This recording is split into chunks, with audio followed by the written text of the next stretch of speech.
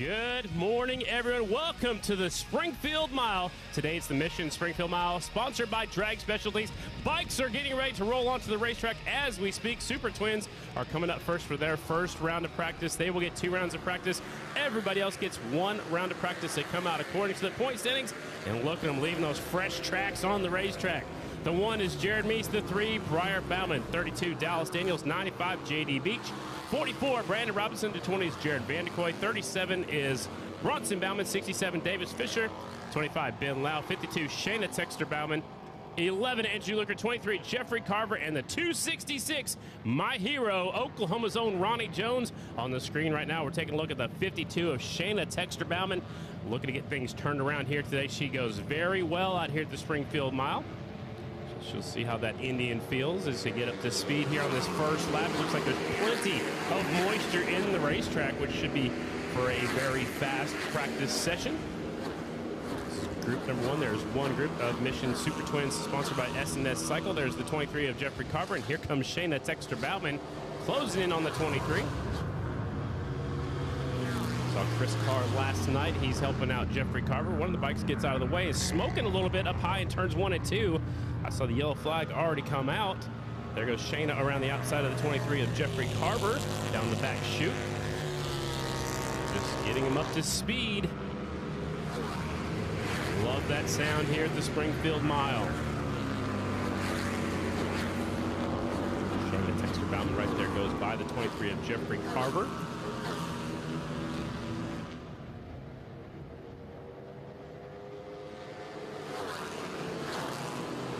Bronson Bauman out there on the latest Motors XG 750.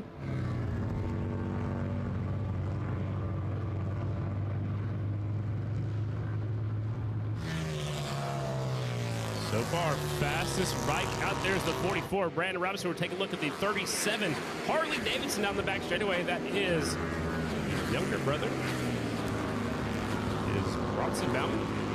Currently in the 10th spot here in this first practice session. The Super Twins will get 2 rounds of practice today. Robinson has the fastest lap so far, the 44 with a 3.5.140. Here comes the 37 onto the front straightaway. Tucked in behind the number plate. You sit up and grab the other handlebar with your left hand when you go into the corners. You see Carver trying a little bit higher line just in front of Bronson. That one bike that was smoking apparently might be the 266 of Ronnie Jones because he doesn't have the time recorded just yet. Daniels goes up to 4th on the Yamaha. Breyer goes up to 5th on his Indian motorcycle. Still B-Rob goes a little bit faster, 3.5.074. Robinson laying down some quick laps here in practice. Love the speedy camp right here at the finish line. That will be good later on when they're coming out in a big group of riders. Fastest bike on the track is the 44. 67 currently second, Davis Fisher, 3.5.135. As the white flag is out here in this first group of practice here at the Springfield Mile. Up to the front, there's the 44. Brandon Robinson, quickest on the racetrack right now. He's grabbing a handful of throttle.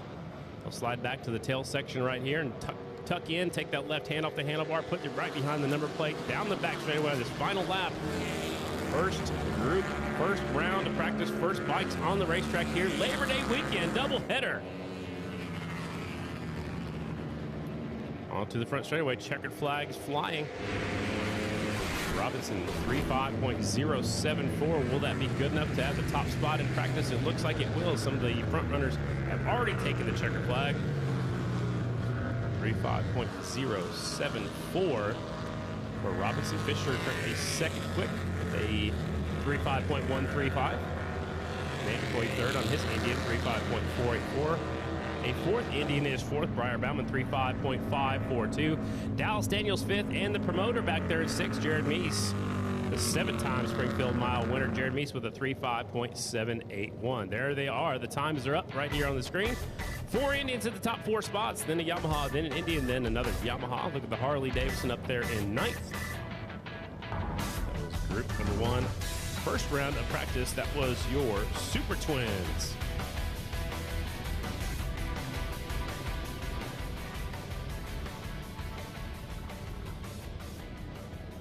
So they're sending the crash truck out to the back straightaway. I believe it was Ronnie Jones. The bike stopped over there in turns 1 and 2. You are seeing the riders stop off of turn number 4. They're allowed to do on practice start.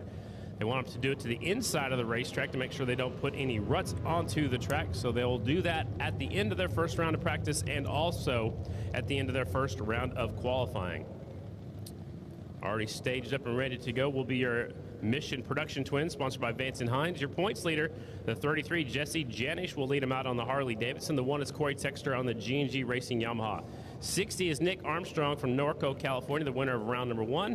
109, Billy Ross, the winner of the Laconia Short Track. The 10 is Johnny Lewis on the Royal Enfield. 34, Cameron Smith on a Yamaha. 51, Cole Zabala, the Memphis Shades Yamaha. 15 is Mikey Rush, the winner at the Black Hills Half Mile. The 96, Cody Johncox. He won actually the last time the singles were here. Cody Johncox was the winner. That was some 10 years ago. So Johncox is up now in the Production Twins class. 96, Cody Johncox. 62 is Dan Bromley from Pennsylvania. And the 47, that's the missile, Michael Hill on that 47 bike. So again, they're picking up Ronnie Jones's motorcycle on the back straightaway. It looked like the exhaust packing was coming out of the motorcycle. Ronnie probably heard that, thought something was going on with the motor, and just shut it off. So he coasted to a stop just off of turn number 2 on the back straightaway. The Production Twins and the singles will only get 1 round of practice here today. Super Twins will get 2 rounds of practice. We do have opening ceremonies here today at 1:30 p.m. We have an open pit area from 12:30 until 1:20. So for the open pit area, you can go through the tunnel underneath the stage, which is right there by the main entrance, or you can go through the tunnel outside of turn number 1. Again, that open pit area for you fans is from 12:30 until 1:20 p.m. So Ronnie Jones hops off the back of that motorcycle and hops onto the back of the scooter. They'll take his bike back to the pit area. He's got his familiar number 16 on the back. Ronnie Jones had that national number 16 for, I believe, 18 or 19 years. He is 61 years young, so Ronnie Jones attempting to make a main event in 6 different decades. We'll see if he can do that later on this afternoon. Not a good start so far for the Oklahoma rider, Ronnie Jones. A very good start, though, however, for Brandon Robinson. Robinson is a 2-time winner here at the Springfield Mile. Did it both in the same season on a Kawasaki. Robinson won back in 2013.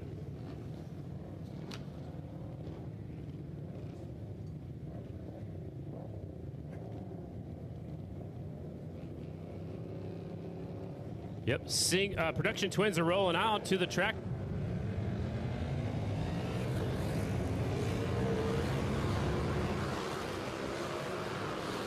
Production Twins on the racetrack. This is their first round of practice. Again, coming out according to their point standings. They'll just get up to speed on this first lap.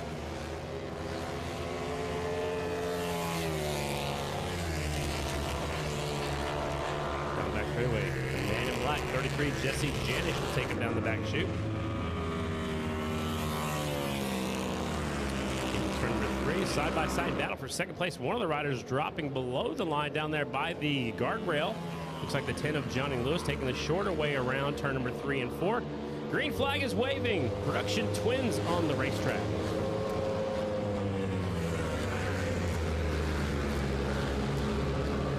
Janish out there in the 33. There he is, the Vance and Hines XG 750.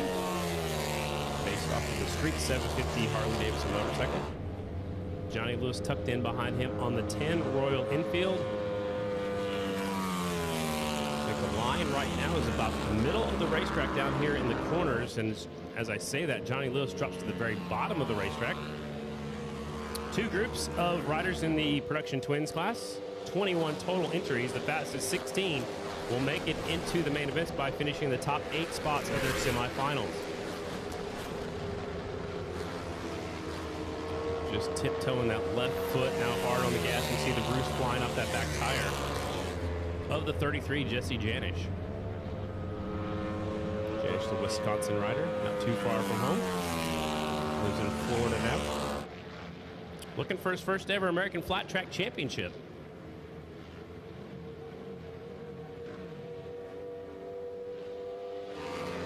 Janish reaches up and grabs the handlebar. Now it looks like he's waving his big PR flag man as he went across the start-finish line.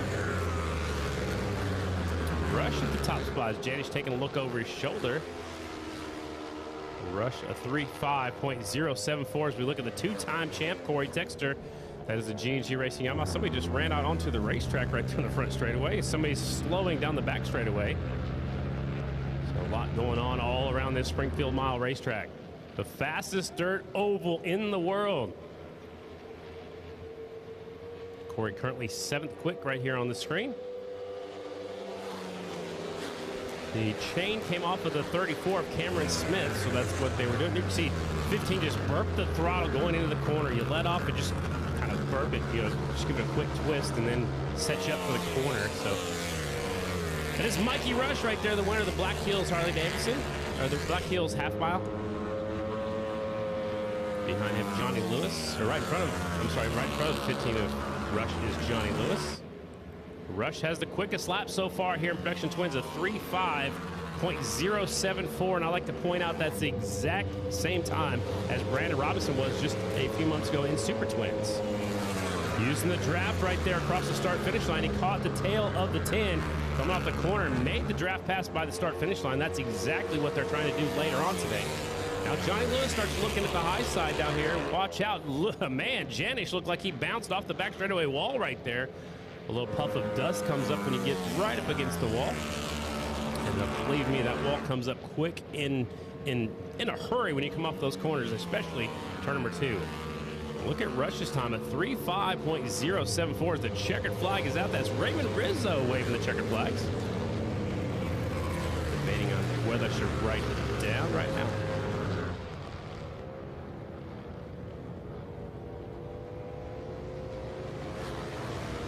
Quick time so far in Super Twins is the 44 of Robinson, but the exact same time by Mikey Rush here in Production Twins, so the track may be getting a little bit faster.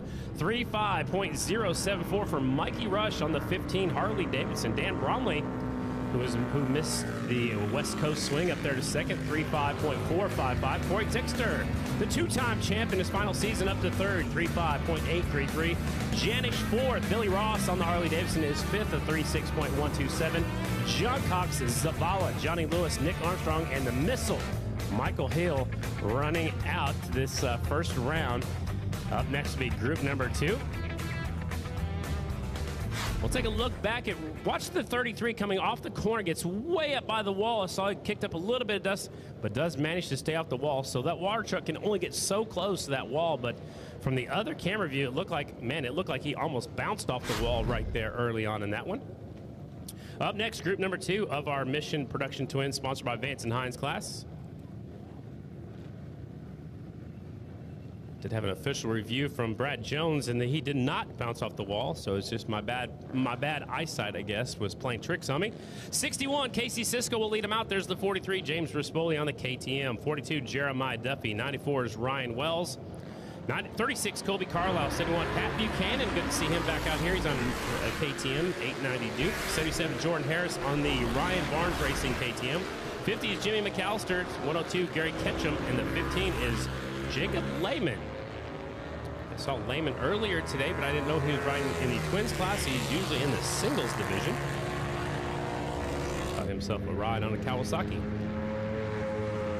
Ryan Wells actually has won here before at the Springfield Mile. Wells won in 2016 when it was the GNC 2 class. He won both races out here that year. Wells on the 94 bike. Colby Carlisle back in action on the 36. Good to see him on the racetrack after his hard get-off at the I-70 half-mile race earlier this season. Pretty much destroyed that motorcycle. He's gotten by Duffy on the 42. Maybe these two riders will work together down the back straightaway. Here comes Duffy grabbing the draft, taking him down the back straightaway, up the inside. That's a classic draft pass. Going into turn 3, Duffy to the point now on the 42 bike. Carlisle slides back to second. Looks like possibly Pat Buchanan behind him in that third spot.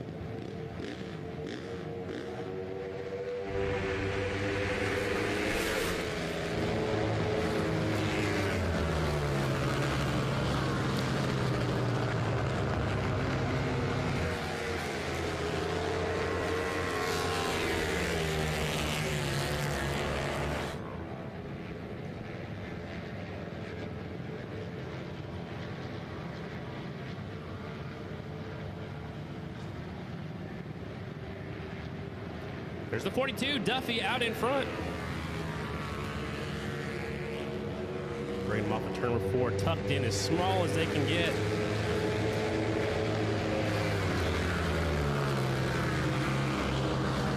Duffy goes up the racetrack just a little bit on the 42 bike. Colby Carlisle right there on the 36. Carlisle up to 4th right now. Duffy up to 3rd on the 42 bike. There's the 43 KTM down the back straight. James Crispoli won the red mile on his KTM. It's the Wally Brown Racing KTM. And only one round of practice for Production Twins and AFT Singles. There's a look at the 43. The Rocket James Crispoli had a wild get off in the bagger race, a road race up in Brainerd, Minnesota. Appears to be feeling just fine now. He's currently 10th quick with a 3.6.241. Track a little bit different than the red mile, and actually a little bit different than the Sacramento mile where we were at 2 weeks ago. A little waggle on the back side of the 43 bike at the end of the straightaway, but the red mile and the Sacramento mile have longer straightaways, tighter corners. This track is symmetrical. Quarter mile in each corner, quarter mile on each straightaway makes it a perfect oval as the white flag is displayed. The racing chaplain, Raymond Rizzo. Now, Crispoli goes up to 4th on that lap, so he's getting it dialed in, maybe feeling a little bit more comfortable. The 71, Pat Buchanan out there on a KTM. Good to see Pat back on the circuit, 50 years old. Looks like the 71, the 43 starting to close in on the 36. Carlisle running the bottom of the racetrack. Now Crispoli drops to the bottom down there in turn 3 and 4. Looks like Mikey Rush can hang on to that top spot here in this first round of practice with the exact same time as the Super Twins. The checkered flag is out. Carlisle's got his hand up, maybe pulling out of the way right there, coming to the start-finish line. Maybe the bike slowing down a little bit. Colby Carlisle on that 36 Harley-Davidson. Doing it for himself this year. He has sponsors by Las Vegas Harley-Davidson. Impressive run by the 42, Jeremiah Duffy, all the way up to 2nd place here in this first round of practice. 3.5.416. Right there's the 42 of Duffy. Good showing for him so far, up to 2nd quick. 3.5.416. Still quick time here in this first round of practice is the 15 of Mikey Rush. He was in that first group. As the times switch already over to the Parts Limited AFT Singles sponsored by Kicker. There are 25 singles riders, and I said earlier today it's been since 2012 was the last time we had singles on the Springfield Mile. Normally we're over at the multi-purpose arena racing the short track or the TT.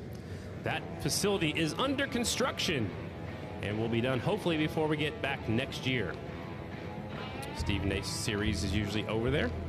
The AMA All-Star National Flat Track Series, but there's no racing over there this season as the singles are lined up. Coming out according to their point standings, the 12 is Cody Kopp. He could possibly lock up the championship here this weekend. 13, Morgan Mishler. 21, Trevor Bruner. 79, Dalton Gautier. 18 is Maxwell. 48, Trent Lowe. 106 is Chase Sadoff, the Rooster. 19 is James Ott. 26 is Aiden Roos Evans from O'Fallon, Illinois. The 24 is Hunter Bauer. The 80 is Brandon Kitchen. The 113, Gage Smith. And the 82 is Travis Hetton, the 4. Bikes are on the racetrack again. 2 groups. It's a big track, so we send out quite a few riders. We'll just get up to speed on this first lap.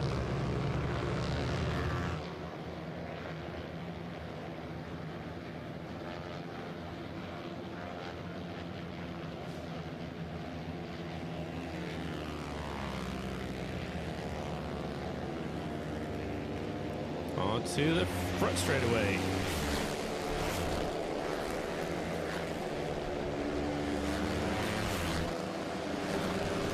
Getting up to full song on the front straightaway. The 12, Cody Kopp out in front. 6 wins here in his breakthrough season, his sophomore season. 12 bike down the back straightaway. Get it on, Cody Kopp.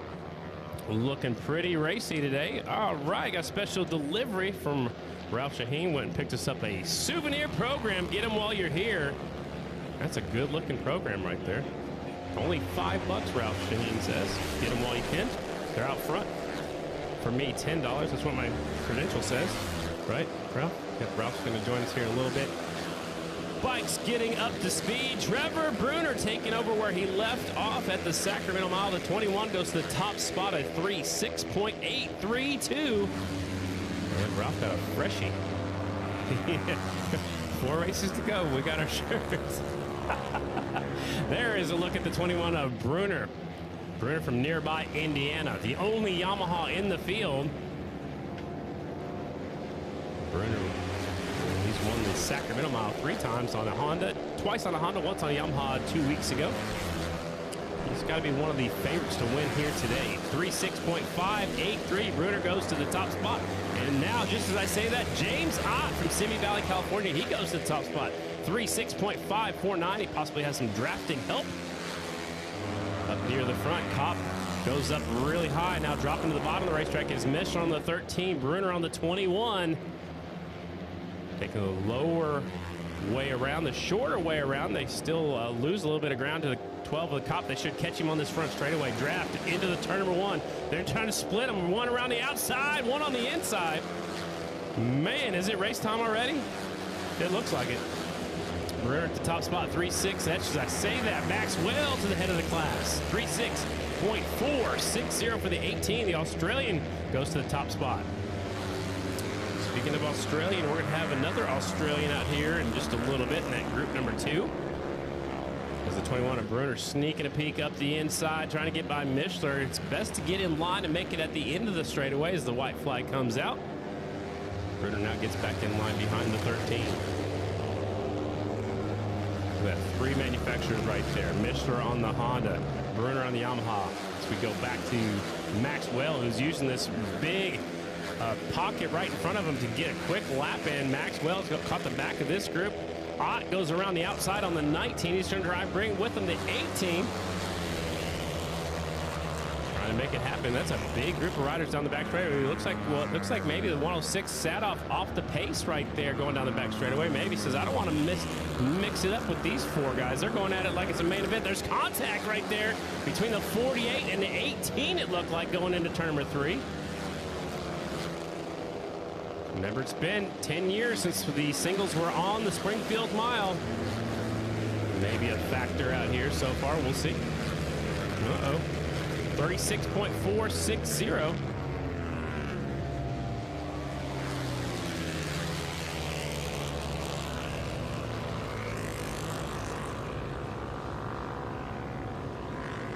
All right, take a look back. 1 lap to go. May saw a little bit of contact going on over here. Going into turn number 3. We'll see if we can sneak a peek at a replay here real quick. Ralph's here, so we're getting our drink situation dialed in for today. He'll be on the mic here in just a minute. Watch this. Going into turn number 3, one of the riders sneaks up the inside, caught the draft, and gets in a little bit too hot. Starts drifting up the racetrack, drifting up, and the back end steps out just a little bit. Max does a fabulous job of not backing completely off the throttle, but just enough to let that bike go up the inside. But again, it's just practice. Yeah, Max, remember, he got hurt on the mile racetrack at the Red Mile. Had a little contact with another rider, so he's maybe he's just in the wrong spot at the wrong time right now. So group number 2 getting set to roll out. Parts Unlimited AFT single sponsored by Kicker. 49 Chad Coast, 99 Kevin Stallings, 94 Ryan Wells. He's won here 2 times on a GNC 2 class. 55 Tyler Raggio, 91 Justin Jones. 359 from Australia's Tom Drain. 175 Taryn Santero. 110 Damon Ream. 119 Sakid Logan McGrain. 121 Jacob Cassio. He's on the Yamaha as well. 57 Ian Wolf. 176 is Walter. Those are the bikes on the racetrack. This is group number 2. Parts Unlimited AFT singles, sponsored by Kicker. Onto the back straightaway goes the 49 Chad Coast. Here comes Raggio, the 55. Is that a food delivery? I mean, special food trophies? I don't have the trophies. You got the trophies in your backpack? All right. It's crazy in our office here today. I don't know how everybody found our office. We're kind of hidden under the stage, but it seems to be a popular place. Just saw the 55 downshift going into the corner. We haven't seen anybody else doing that just yet. Might be the way they're set up on that First Impressions race team. Those are our teammates right there, the 49 to 55. Maybe that's part of their strategy. Go out there and work together. If it works in practice, maybe they'll use it during qualifying. Right behind him, here comes looks like the 99 Kevin Stallings, getting by the 94, 91 Justin Jones. So all four of the First Impressions Race Team Hondas are out there on the racetrack at the exact same time. 49, 91, 94, and 55. Tom Drain got the approval from American Flat Track to go ahead and ride today. He is under observation, though. He did get the nod from the rider committee and from Kevin Crowther. They filed an appeal. Normally, you have to run at least 2 AFT races before you can race on the mile. He did race very well at the Lima Half Mile, winning the Outlands Dallas Honda Challenge and finishing on the podium at Lima, so they gave him the go-ahead. But again, he is under observation. I'm talking about the 359 of Tom Drain. He's actually raced some Moto GP stuff over there, overseas. It's the 49, 55, and 99 having a nice little battle going into turn number 1. Stallings looking around the outside. It's hard to make the pass in the corners. Usually better in the straightaways. Look, they're inches apart right here. Now the 99 splits the 2 teammates. Down the back straightaway they go. He'll be in the perfect spot to make the draft. Up the inside, it's starting to show a little bit of smoke. Some smoke coming off the 99. That's not good. Back in, stepping out. Might be in his own oil. Keep an eye on that 99 bike. There's 359, Tom Drain from Australia.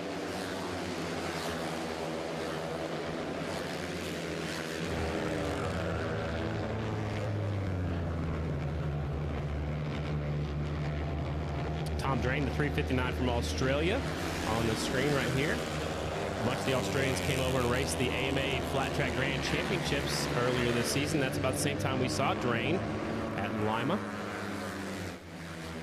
Maxwell still at the top spot here on the first and only round of practice for your singles class. 3.6.460 so far. 49 trying to swing up the inside.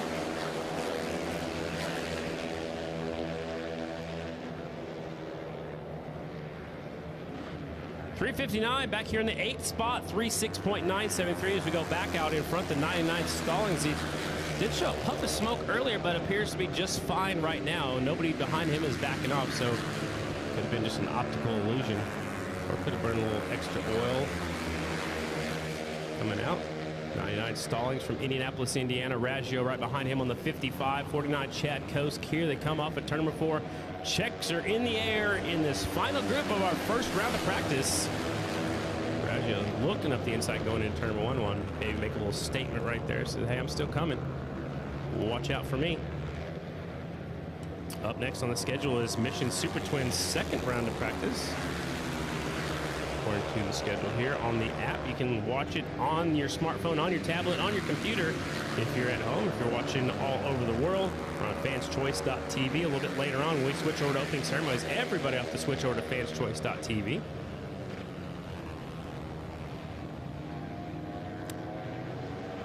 Tom Drain up there in that 4th spot. The checker flag still waving. Those two went on by. They already caught the checker flag last time by.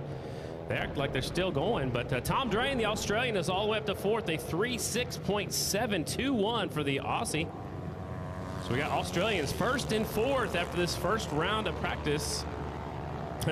Stallings just looked over his shoulder and said, hey, where's everybody else at? And they just figured out that they've already taken the checkered flag. Watch this, the 55 trying to go up the inside of his teammate, but around the outside comes the 99. Look at how close they are at about 90 miles per hour. You see a little bit of smoke right there on that 99. That's what I was talking about. Right above that header pipe, or the exhaust pipe, right underneath his right foot. They're still smoking just a little bit. No harm, no foul, I guess. That was our last group of AFT singles. Up next is group number 1. Second round of practice for your Super Twins. Again, coming out according to their point standings. The Super Twins get 2 rounds of practice in the Premier class. The 1, Jared Meese, 7-time winner here at this race. The 3 is Briar Bauman, yet to win the Springfield Mile. 32, Dallas Daniels. 95, JD Beach. 44, Brandon Robinson was quickest in the first round of practice. 20, Jared Vandekoy. 37 is Bronson Bauman. 67, Davis Fisher. 25, Ben Lau, the Holly Hot Rod. 52, Shayna Texter Bauman. The 11, Andrew Luker.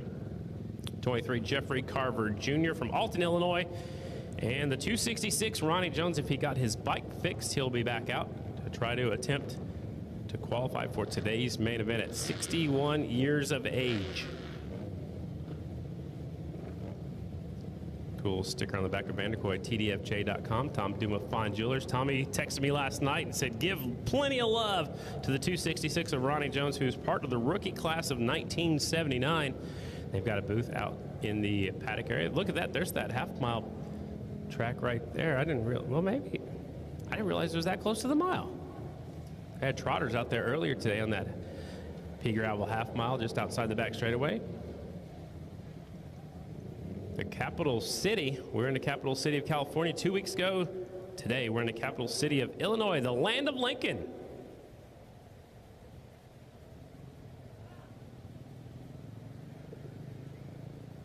Brad Baker just rolled through the screen.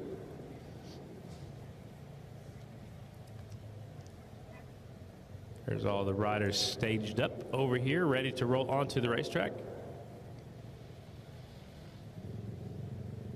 So there's an official out there on the track. They're looking for something, probably making sure there's no oil on the racetrack from that 99 machine. That track is cleared up. We'll send them back out. Second round of practice for the Mission Super Twins. And then we've got a scheduled break in the action right after that. So quick time in Super Twins was a 3:5.074 from Brandon Robinson, the two-time Springfield Mile winner. Robinson won here on the TJ Burnett Farms Kawasaki back in 2013. He won both races here in 2013. It seems like that happens quite often. If you do good the first time you're here, you also will do good the second time. Some of those were double headers. Some of those were just, twice in the same year. High above the Springfield Mile at the Illinois State Fairgrounds. Doubleheader weekend. It's a great shot right there.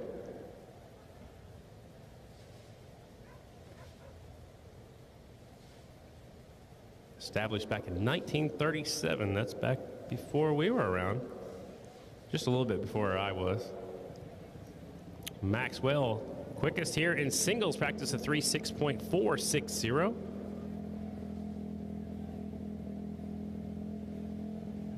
There's actually a horse on the trotter track right now going backwards in turn number 3. If you're looking at the big screen, if you're here with us.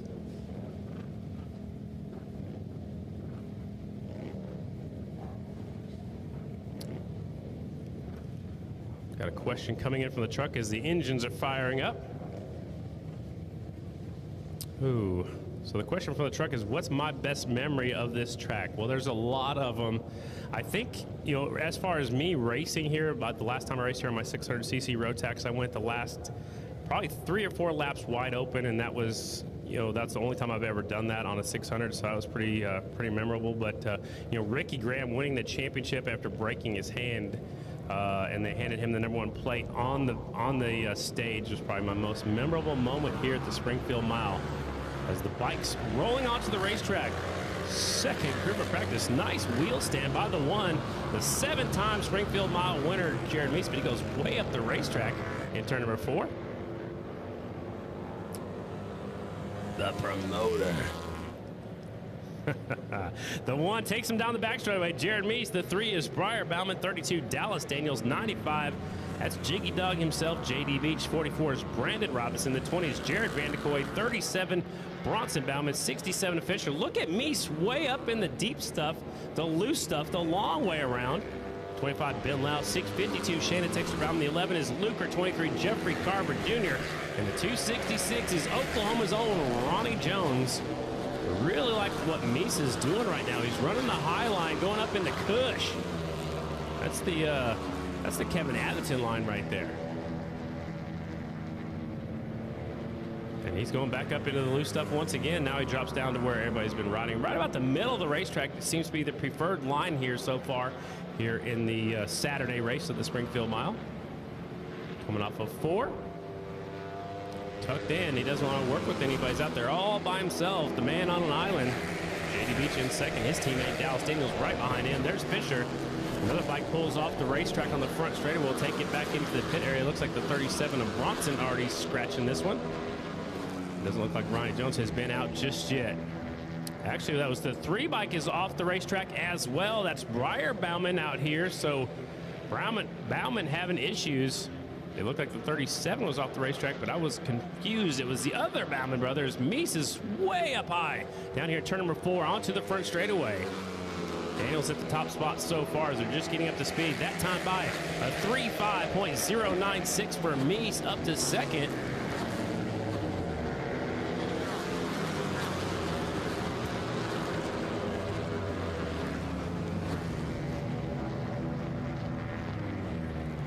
Mike Hacker sending a text message to say he's got goosebumps watching this one. He said the track is pimped right now. Whatever pimp means, it means Hacker's got goosebumps. The Hackman, number 67, always a crowd favorite wherever we went.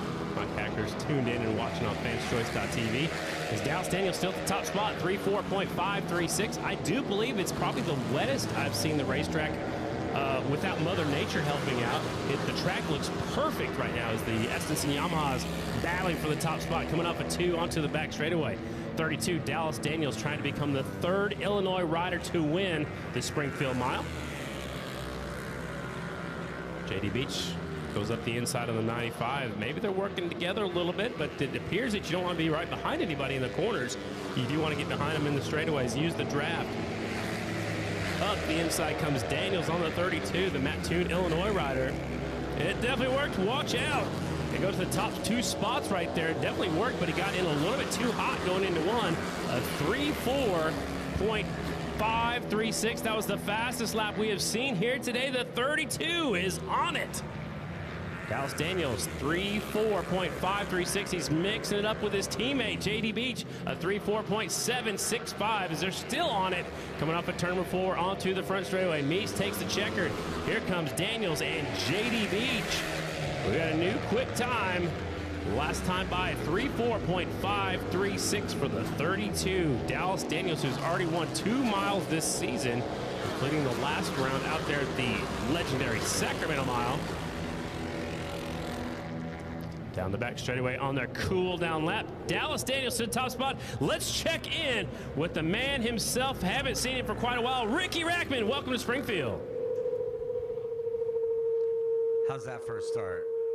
That sounds great. How about if I stand here? There you go. How are you guys? So glad to be back here at Springfield. This is such an incredible track, so much action. It's a mile. The track conditions are beautiful. It's beautiful outside. I've seen a lot of people riding their motorcycles here. And as most people know, this is the track that the riders want to win at. I mean, in NASCAR, you've got your Daytona 500. In IndyCar, you've got your Indianapolis Motor Speedway. In golf, how would I know what they like to win in golf? But when it comes to flat track, the Springfield Mile is the track that every rider wants to win at, and I'm so glad to be back here, guys. Well, it's good to see you. Congratulations on raising all that money for the Victory Junction Gang on Ricky's Ride 2022. Congratulations on that. We'll see Ricky a little bit later on during opening ceremonies. Ricky, did you have some fun on that ride? We rode 10,500 miles. I rode to all 3 bike weeks, Laconia, Sturgis, and Daytona. And for the first time in my life, I can say that it's kind of nice not to be on a motorcycle today. But I'm telling you, outside in the Midway, there are some unbelievable bikes. I saw a Nikki Hayden bike. I saw there was one of the Kenny Roberts models. There's some really, really cool stuff there. So there's great stuff. Watch out for that water truck. I almost got hit by a water truck. Welcome back to the track, Ricky. He won't be with us anymore because that is not the way I want to go out, is getting hit by a water truck. Definitely not. Ricky Rackman on board with us here at the Springfield Mile. He'll also be back on board with us at the season finale down at Volusia. So that is it for our entire round. Actually, that's it for all of our practice. When bikes get back on the racetrack, watch out. Ricky's getting a replay. Watch out. He's going to get a free shower. And just barely missed by the water. He didn't even flinch 1 inch right there. That's a true professional. Ricky Rackman, again, he'll be with us here this weekend at Springfield Mile for the doubleheader. He'll be back with us at the season finale down there at Volusia to wrap up the 2022 season. We're going to take a break in the action. When we come back, qualifying about to begin here at the Mission Springfield Mile. Today's event is sponsored by Drag Specialties. We will be right back.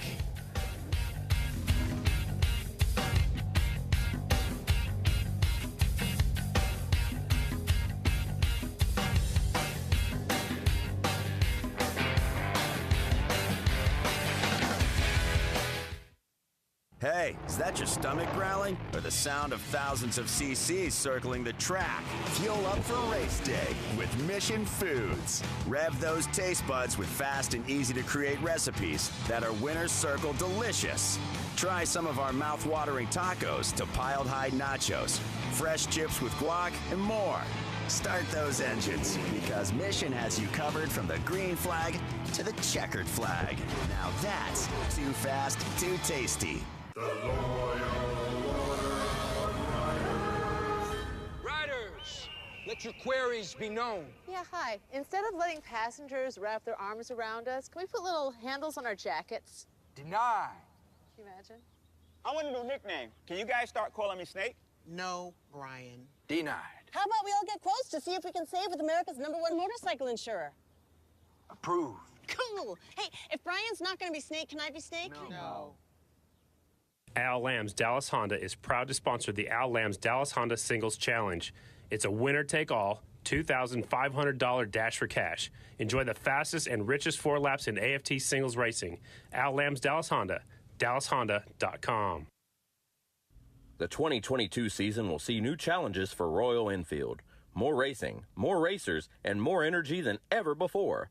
For the first time ever, the Moto Anatomy powered by Royal Enfield team will participate in the full calendar, including the miles and build train race grid expanding to 15 riders and 7 races. More action than ever before. Cena is proud to be the official motorcycle communication system of Progressive American Flat Track.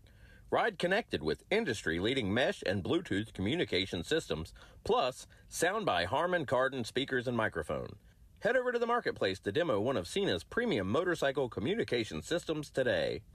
Tom Duma Fine Jewelers is proud to be the official jeweler for our 8th year to Progressive American Flat Track, providing championship rings for each class in 2021. TDFJ wants to be your jeweler. Check us out online for all your jewelry needs, from engagement rings to fashion jewelry to watches, in all price points to fit everyone's budget. Shop like a pro. Shop TDFJ.com. Klotz Synthetic Lubricants is proud to be the official lubricant of American Flat Track. Family owned and made in America since 1959. Klotz has built its reputation by answering the call of racers and performance enthusiasts who won't settle for anything less than superior synthetic lubricants. Racers and performance buffs around the world rely on Klotz to get them to the checkered flag. Order today at klotzlube.com. Mobile View has been providing state-of-the-art LED video screens to sporting and special events throughout the U.S. and Canada since 1999. We use our vast experience of thousands of events to help guide the process of finding the right size screen to help make your event a memorable experience for your fans and sponsors. With over 300 World Championship titles, for 44 years, Öhlins advanced suspension technology has been providing the pinnacle of suspension for all areas of motorsports. For road or track, dirt or asphalt, when you choose Öhlins products to elevate your performance, you get Öhlins USA support and service to keep fueling your passion for excellence. Memphis Shades brings you a whole new level of style when it comes to motorcycle windshields and fairings. The quality, style, and selection set these products apart from the pack. Memphis Shades designs and builds all windshields, fairings, and hardware in-house. Raw materials in, finished goods out. Made in Memphis. Style that works. Sideburn is the world's finest go fast, turn left magazine. It is available to buy at Progressive AFT's trackside merchandise booths and is the official magazine of Progressive American Flat Track. For more information, visit sideburnmagazine.com. Dunlop is proud to be the official tire of Progressive American Flat Track. What we learn from racing is rolled into our production tires, such as the Dunlop K180, a street-legal version of the aggressive DT3 Flat Track tire. With the K180, street riders can now have the authentic flat track tire experience. No other tire company has won more American motorcycle championships than Dunlop. You own the job and everything that comes with it. The mornings that start too early, the nights that go too late, and every unbelievable thing in between. It's good to know you can rent whatever construction equipment you need from people who do whatever it takes. Visit us at catrentalstore.com. Race fans, VP Racing Fuels offers a full line of power sports fuels, lubricants, coolants, and appearance products for track and street. From pro racers to weekend warriors, we help riders make more power. Ask your local power sports dealer.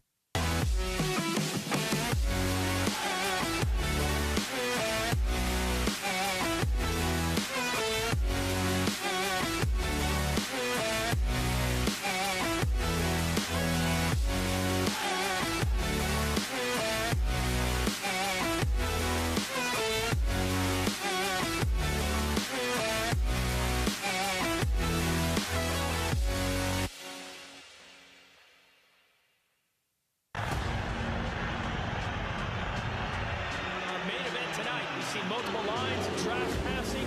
Should be really exciting. So here we go. Oh, this is spectacular. In front of a huge crowd in a key race.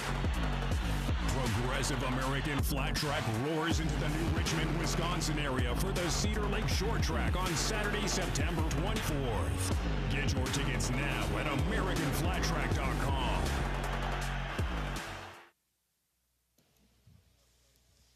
Moving right along. Getting set to go with our first round of qualifying. I was Brad Jones told me to. You do everything he told you, don't you? He's my That's hero. That's good talent, though. He's my other hero.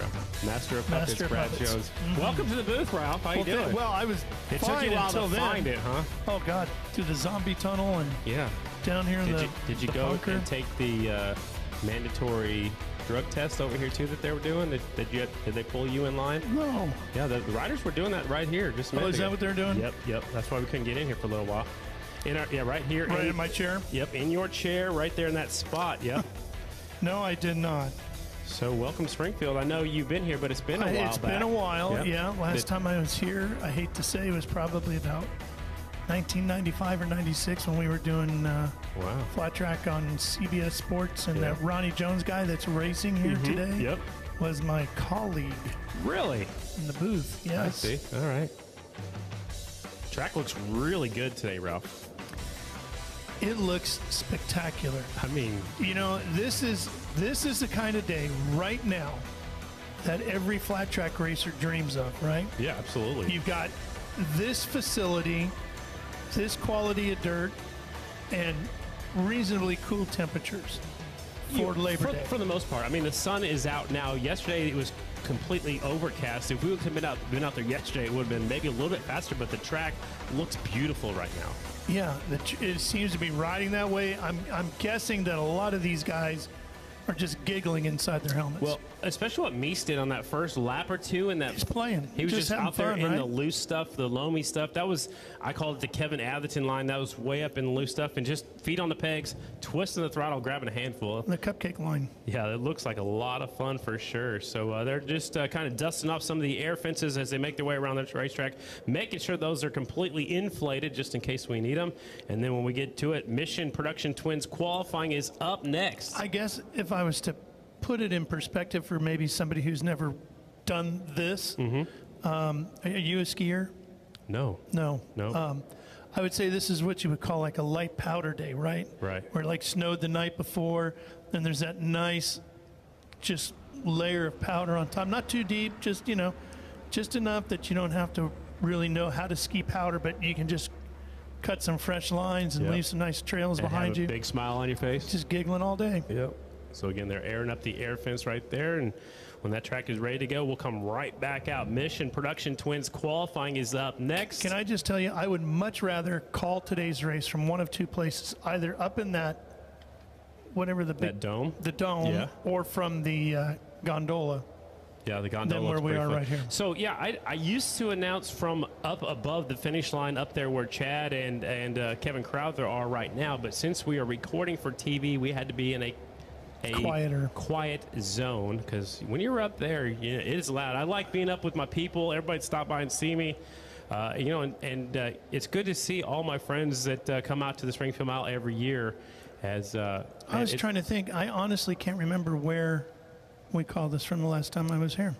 I know in 05 or 06 when we did Live Ice Sports, we were underneath the grandstands, but like in a corner area, like out in the open, but like underneath there. I think when Brad Jones was helping us out, we were working for Doug Stewart. And actually, I was working with Ronnie Jones those days too in 05 and 06. Let's go there. We can go riding those go right there. Yeah, we can go riding those, get a good view of the track. The fastest dirt oval in the world. That's what they say.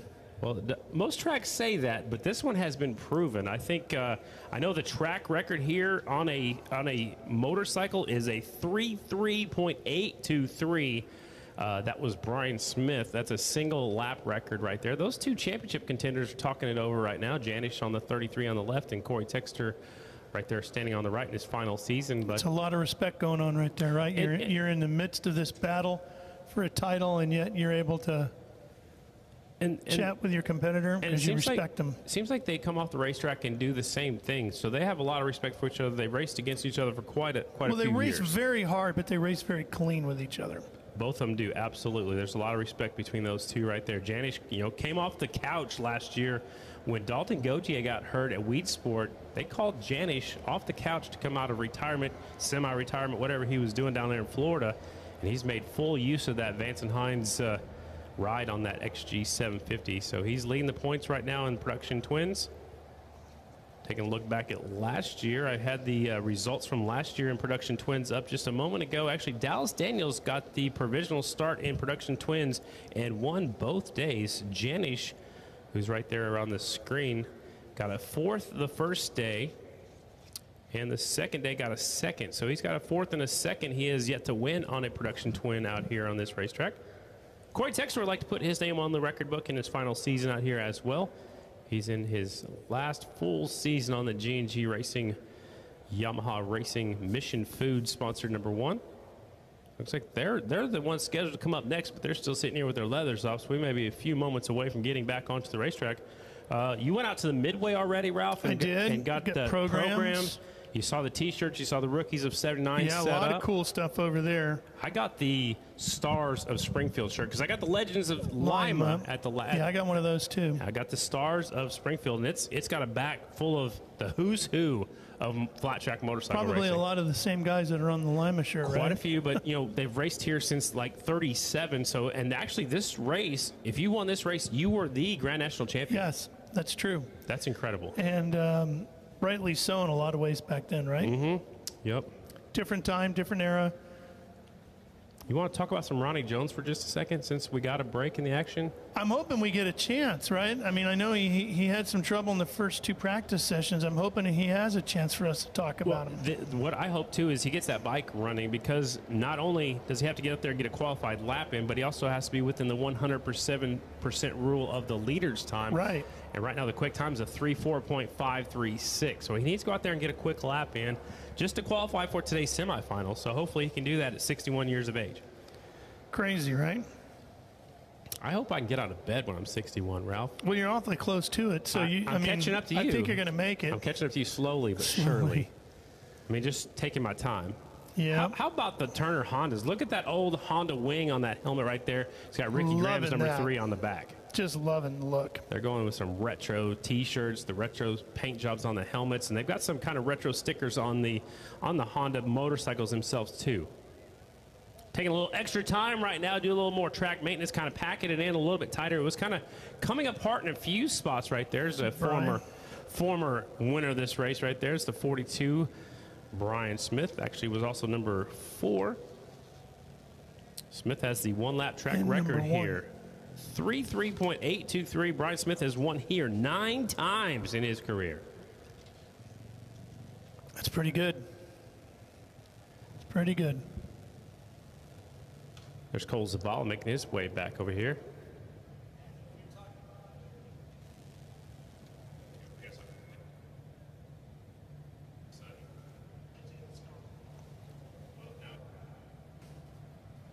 I'm sorry, 62, Bromley right there. Looks like they're working on the suspension of that bike. He's parked right next to A thumbs up right there. Looks like the track's ready to go. They'll be pulling off. And again, on my sheet of paper here, the schedule says Mission Production Twins qualifying is up next, but they haven't even called them up yet. They're still changing gears on some of the bikes.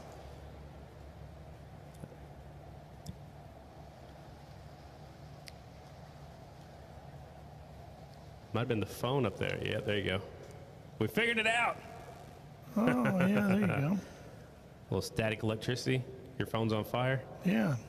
Did you call the boss? I did. Okay, how's she All doing? good. All Everything good. Okay, Everybody's good. Good. Looks like they're changing some gearing on the 33 Vance and Hines XG 750. He says he's not the real 33. That's J.R. Schnabel. Yeah, that's I right. like that. That's some respect right there. That J.R. is. was also from Wisconsin. Yeah, that is. He rides with them a little bit. J.R. still rides. He works for, actually, J.R. Schnabel works for Harley-Davidson. Did you know that? I don't know if I knew that or not. So the multi-purpose arena just on the other side of the fairgrounds is under construction right now, but J.B. Norris used to call that JR's joint because J.R. Schnabel was the man over there when they had the short tracks and the TT. J.B. Norris was right here from Springfield, Illinois. Yep. Actually, it was J.B. and Donnie Bargeman both called it JR's joint for quite a while. Daniel's quickest here in practice so far in Super Twins, 3:4.536. The fastest in production twins so far has been the 15 of Mikey Rush with a 3:5.074. So when the production twins roll back out, they're coming up next. It'll be time for their qualifying. And after each qualifying session, actually the first round of qualifying, they can pull off on the turn number 4, stop on the front straight, and do another practice start if they choose to.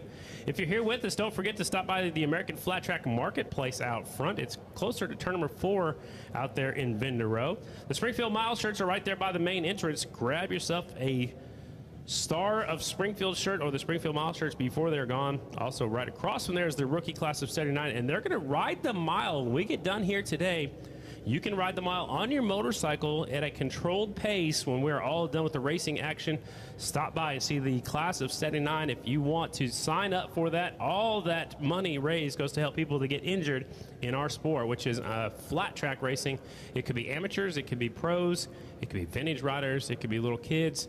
But that's what the Rookies of 79 is all about, and it's fan-driven.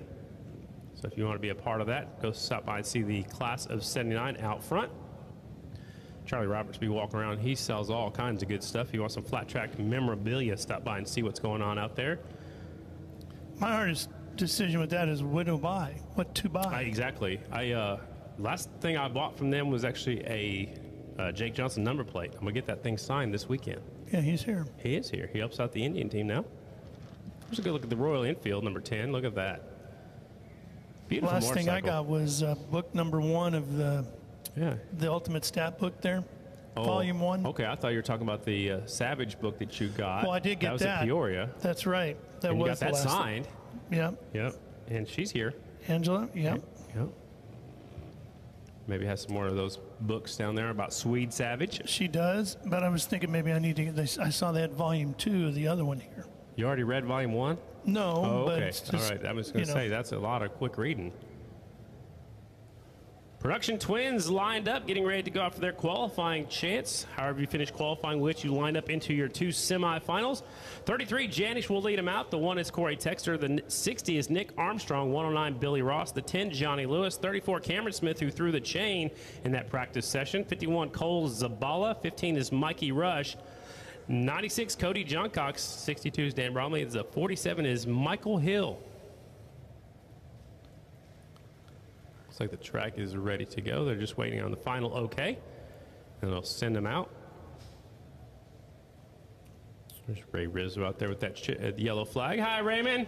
I know you can't see me. I'm hiding right now, but Raymond's out there. He is our chaplain. He does hold chapel service for all of our riders and all the people that are welcome to attend it. We appreciate what you do, Raymond. We're right below you, Raymond. Yeah, we're underneath you right now. We're right down there, yeah. Thank you. Yeah, don't stomp on our house. So Raymond Rizzo. Big P doing Big P things. We're going to do hopscotch a little bit later on there, Big P. All right. You start us. Show us how to do it. Left foot blue, right foot white. There you go. Good job, Big P. He's making a multicolored checkered, yes, he is. Checkered flag. I like that. Finish line. That's what they're racing to. Usually a nice draft pass will win it. It's good to see the singles back out here on the Springfield Mile. It's been 10 years, Ralph, and it's good to see them out there. They should be some tight battles when we get out there for should be a semis. great group to put out there too, right? So to dive into that a little bit deeper while we have a moment right now, looks like they're firing them up, but it was for safety. There was some younger kids in that singles class, and also some of the bikes would let go. They're safer now. The bikes are safer. We have the slipper clutches in there now. If a bike does shut down or lock up, that the bike won't just lock up and create an 18-rider pileup. So a couple of reasons why we're bringing the singles back out here. Also, the multi-purpose arena just on the other side of the fairgrounds is under construction, so it might have had a little bit of factor in bringing them over here to the mile. We want to make sure that they got as many rounds in as the production twins and the super twins. So that's a little bit of an explanation for you.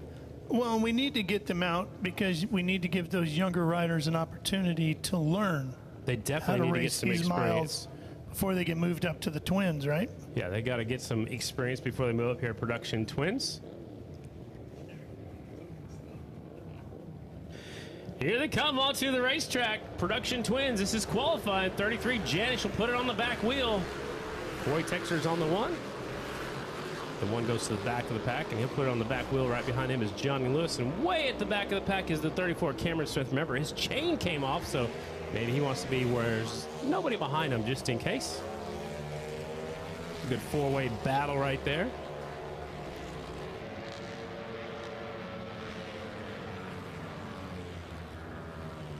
Look at this big group of riders right here, Ralph. Just watching these guys fan out as they come through the corners here and just thinking, you know, if you could take somebody to one racetrack and say, this is what American Flat Track is all about, this is it, right? It's definitely right here. The fastest dirt oval, and the guys and girls love this racetrack the most. It's usually the smoothest, fastest.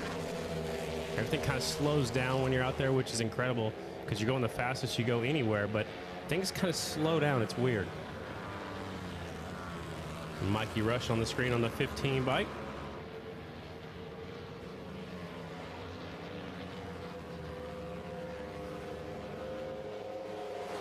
There's Armstrong. There's Rush on the 15. He won the Black Hills half mile to a very happy pit.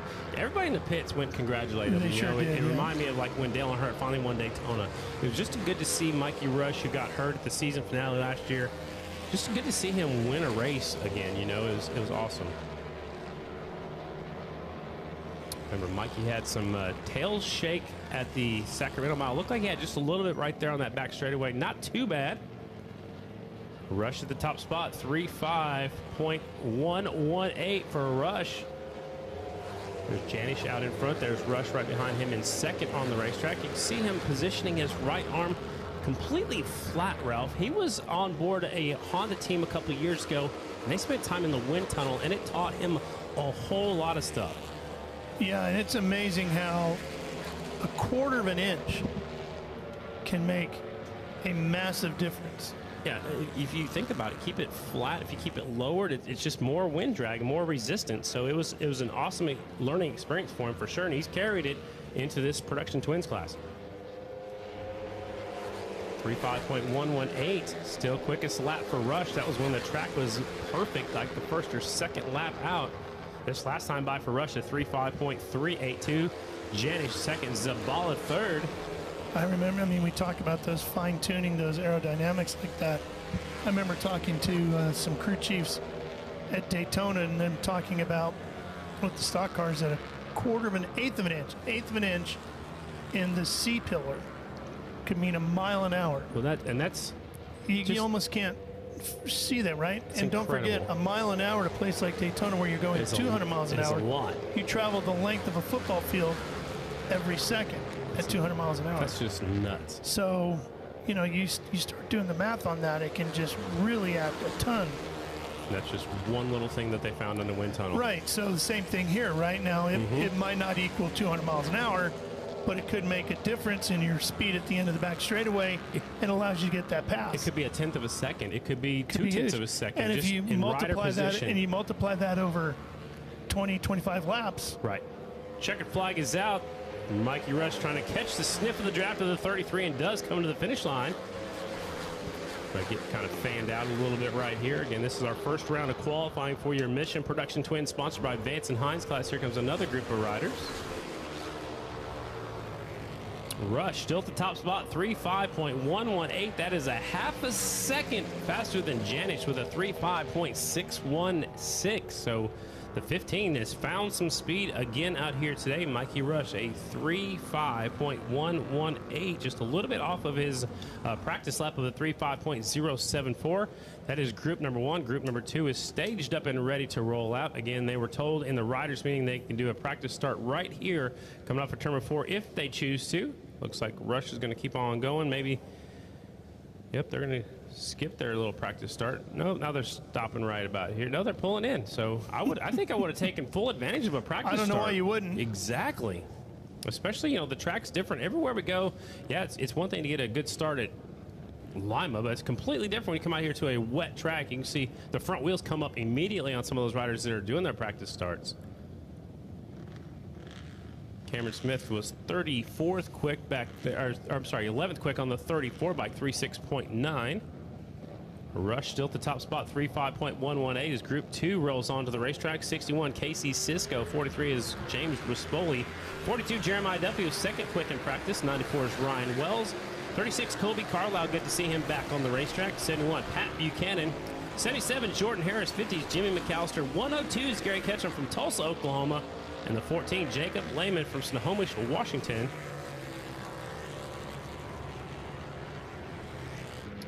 Down the back straightaway, 36, Carlisle sneaking a peek up the inside. Gets it pretty sideways going into turn 3. Did you like grabbing the front fork with your other hand? Well, where would you place it? The fork, because there's multiple ways of doing it, right behind that front number plate, because then you have stability with the front end. Some people put their arm behind their back. Some people put it down low against their left leg, but I like the fork tube. I like reach up because you can hold that fork tube. It's kind of like, it's similar to hold onto the handlebar, but it's hidden behind the number plate, so that would keep that front end stable. Watch out, Rispoli sets it up on the 43 bike. It will come up the inside of the 71. Rispoli going by Pat Buchanan on that 71 bike. Pat is out there on a KTM Super Duke, an 890cc machine. I believe that's Chopre's bike, Gordy Chopre's motorcycle, I believe.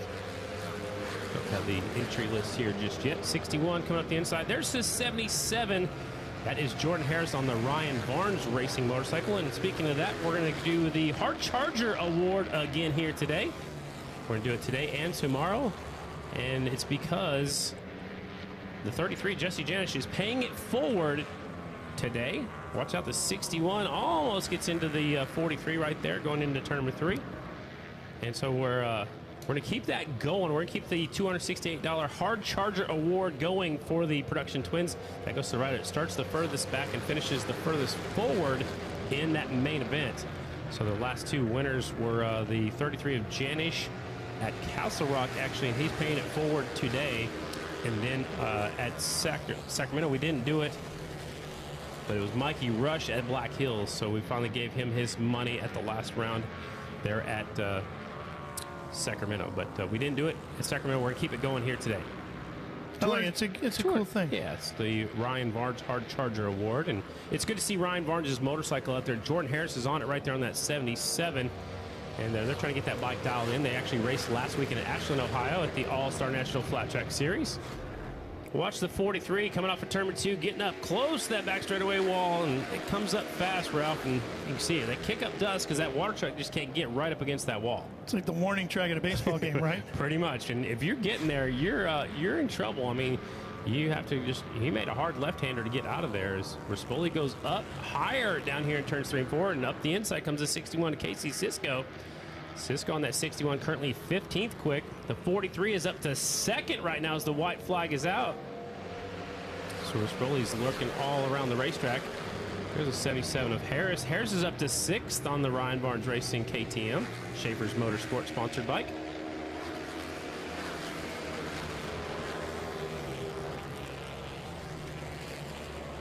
Down the back chute goes the 43. Rispoli. Remember, he won the red mile If you finish the top 4 spots, you are allowed to move into the Super Twins main event if you choose to.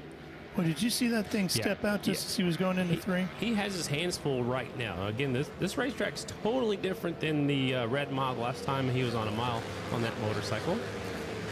Good run right there by Jordan Harris on the 77 up to 6th. There's a 43 where Spoley moves up to 2nd, though, a few laps ago with the 3.5.581. Hey, if you could ride a flat tracker around a mile anywhere, yep, what mile would you dream of riding? This one right here. Outside of this? Indy. I know, I mean, okay, Indy would be one. Yep. Any place that, like, the series has never been, that you never thought it would have a shot at going, that you would like to? I don't know. Is it too easy to say Churchill Downs? That'd be, yeah. I mean, that might be a handful. And to be honest with you, I'd have to think about the shape of the corners and everything. I don't know if it would be fun, but it'd be cool to say it'd you be rode definitely cool to say you raced there. You know, I did like going to Del Mar. Some people didn't like Del Mar because it was a deep, looser track, but just the setting of being right there in San Diego and the ocean right there, you can see the ocean from the grandstands. Yep. I know we've raced there before, so it didn't really answer your question, but I wouldn't mind going back there. Yeah, I'd like to see that back on the schedule. Yep. So again, they're allowed to do their practice starts right here. Mission Production Twins. That was it for their first round of qualifying. You could buy dinner down the Gas Lamp District. I mean, there's a lot of things we could do You there. could with your money. I mean, a lot of things we could do there. Exactly. Fun.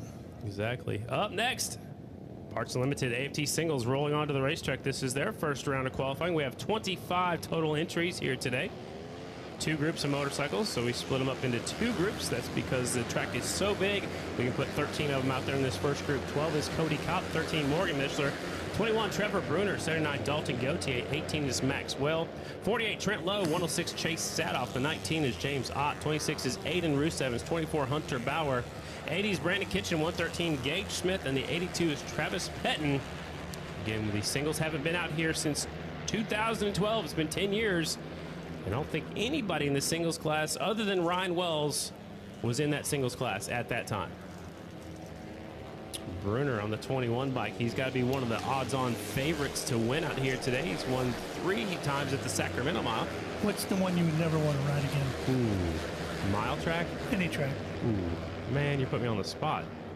And I'm not looking to pick on anybody, but it's just that maybe it was the one track that didn't suit your riding style, or you had a bad day and so it left a bad taste, you know. Yeah, I don't know. I'd have to think on that one for a little while. I like all the tracks I go to. I mean, obviously I wasn't a fan of every racetrack, and well, that's what I mean. I didn't do good on the cushion racetracks, other than I never did race in Lima, so I can't say Lima, but you know, I just, growing up in Oklahoma, I was never a fan of cushion racetracks, and you know, talking to Ronnie Jones about it, he spent one whole summer just trying to make himself better on cushion racetracks, spent a lot of time over in Ohio, and made himself better, and he went on to win the Lima, Ohio half-mile national at one point. So I guess it's just a mindset that it's not because I don't like the racetrack, it's because I didn't grow up racing them, so I wasn't as good on them. Cody Kopp out front on the 12 bike, but the quickest on the speed chart is the 79 of Dalton Gauthier, 36.298 for go time. Cody Kopp just signed a 2-year extension with the Red Bull KTM team. They announced that yesterday. Surprised they didn't make it more. Well, it just depends on how long will he stay in the singles class. Well, will they start developing a twin? You know, there's a lot of questions. So I'm just thinking, if you're KTM, boy, you don't want to let that kid go. Well, right? you don't, but you also don't necessarily want to keep him in the singles class. Exactly. Yeah. So I mean, it just depends on what happens with our sport in the future, and the twins class is where everybody wants to get to, the super twins class. So, you know, 2-year deal is pretty good. It's comfortable for Cody, I'm sure. Oh, yeah. Not to have to worry about it. There's Bruner on the 21 chasing him. Here comes Mishler and the 79 of Gauthier. They're working together on the Turner Racing American Honda Progressive Insurance back team. There goes Max dropping to the very bottom of the racetrack. See, I remember running that bottom line here before, you know, actually hitting the inside guardrail with your knuckles, Ralph. I mean, so the lines have moved throughout the racetrack. It seems like right in the middle of the racetrack, in the corners, is the place to be here today. Starting that way for now. Yeah. I think they're going to widen it out even more, though, don't you? It could shift down, lower. I don't know if they'll go any higher, Ralph. I think they're pushing it up higher a little bit. But as the track will dry out, I think they'll put some rubber down as they fan out 3 wide across the finish line to pick up the white flag. But we'll have to see. The track will go through changes all day long. What I love about it is that water truck can cover basically the entire width of the surface in one pass. It's got a bigger wingspan than I do. I mean, yeah, and you're right up there with MJ. Exactly. Remember that poster of him? Man. It was just unbelievable, wasn't it? It went across like one of my whole walls in my room when I was looked a at kid. you like, is that for real? Yeah. How blown up is that? Checkered flags out right here, coming off of turn number 4 in this first round of qualifying. Gautier still at the top spot, 3.6.298. Maxwell jumps up to second. 3 brands in the top 3 spots once again. You know what? Speaking of MJ, Kenny Abbott is supposed to be here today, and Kenny was a part of MJ's. Michael Jordan is who we're talking about, if you're wondering which MJ we're discussing. He was a part of he was team manager for Michael Jordan when he had the Superbike team. Okay. So Roger Hayden rode for?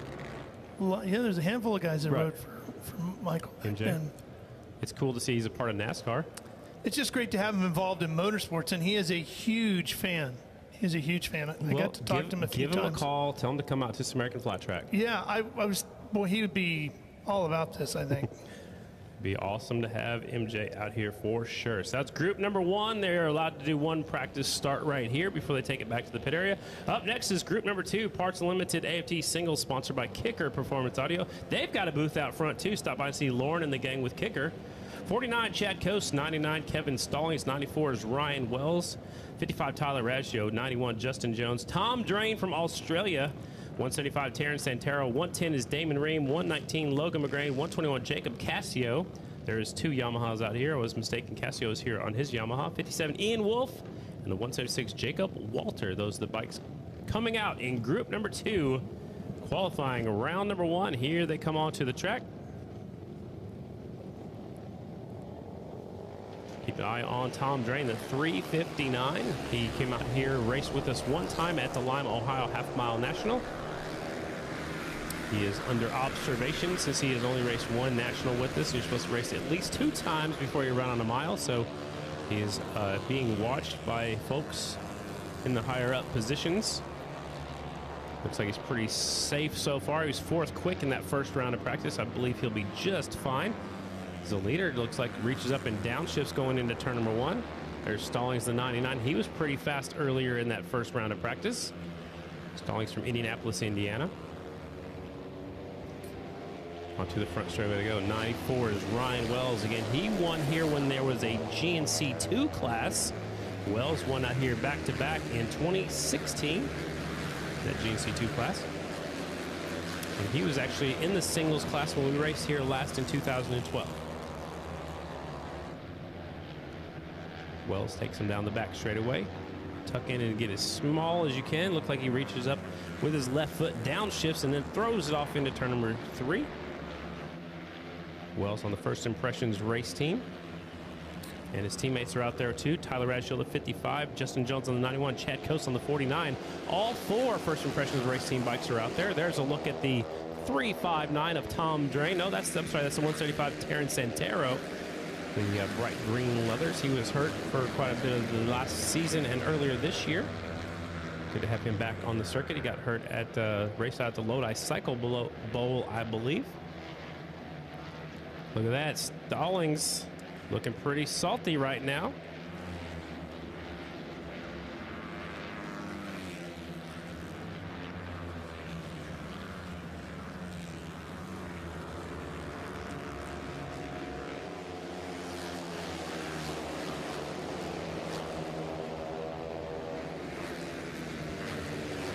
There's Tom Drain, 359. There's Logan McGrain, Chad Coase, and up the inside comes Justin Jones.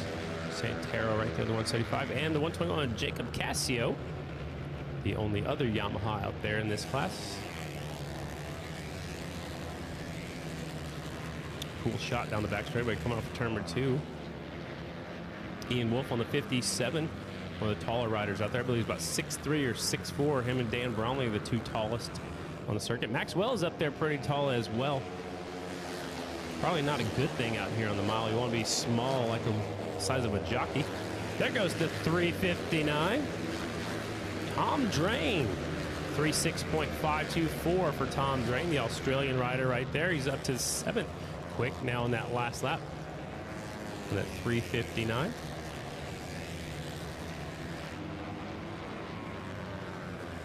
He's got company right behind him, Logan McGrain, the 119 KTM. Logan from Gap, Pennsylvania. Looking at the low side of the racetrack, the shorter way around down here in turns 3 and 4. One rider puts his hand out, coming off of turn 4, off the pace just a little bit. Red flag is coming out. There's a red flag. I saw some riders had their hand out already, so red flag is out. They'll try to slow it down. You want to slow it down too quick? Looks like Big P's walking out onto the racetrack, maybe checking on the racetrack, see if there's some oil on the racetrack possibly. Don't see anybody down from my point of view, but there's a red flag out. There's red wheeling lights on all around the racetrack. Oh, there is a rider down in between turns 1 and 2. He's picked himself up. He's on his feet. Now he's picked up his motorcycle over there between 1 and 2. Looks like it is the blue Yamaha, the 121, Jacob Cassio, and he's up and all right on his feet, and looks like he's got the motorcycle running and everything, so somehow kept that bike running. They do have those clutches in there, the slipper clutches that aren't supposed to let the bikes die, but they'll bring the rest of the bikes over here to the hot and the cold box, and here comes Cassio's going to come back this direction. They'll go check on the racetrack, make sure everything's okay. When you go down on a mile, of course we want to make sure everybody's all right. He's getting a push back over here to the hot and cold box. It looked like everybody was checking on the racetrack. That's what I thought had happened, but it was the 121 going down in turns 1 and 2. Looks like his airbag suit has puffed up just a little bit, but he's making his way onto that front straightaway. Put your hands together for that rider going down. 121, Jacob Cassio appears to be up and okay. Getting a push back from Steve Moorhead right there, the 42, former number 42.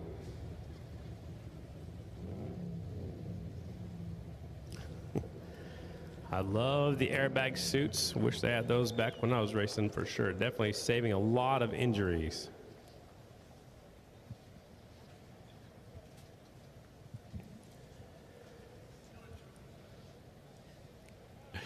Yeah, Big P's make sure that front straightaway and that finish line looks really good out there.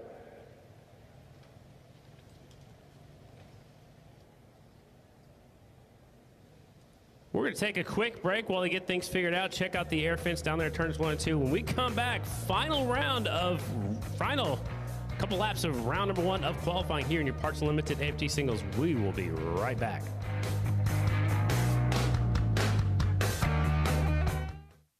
If you ever dreamed of blue skies, fresh air, and blue-green water, then look no further.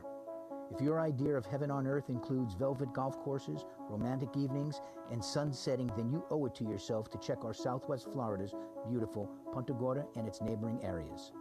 At MyDigitalListing.com, we have been making dreams come true for over a decade. Supporters of American Flat Track since 1999, our team of professionals are ready to help you find your vacation, investment, and permanent new residence in paradise. Speedsport has been America's motorsports authority since 1934. Get news, results, and commentary from the most connected experts in the business, covering all forms of motorsports from flat track to NASCAR and everything in between. Bookmark speedsport.com on your mobile device now, or follow Speedsport on social, and be sure to subscribe to the Speedsport Daily. Speedsport is your one-stop shop for all things racing on 2 wheels and 4. Falken Tires is proud to be the official light truck tire of Progressive American Flat Track. Choosing the right tire for your truck or SUV is critical. And Falken has you covered, offering highway terrains to all-terrains through torture-tested mud terrains.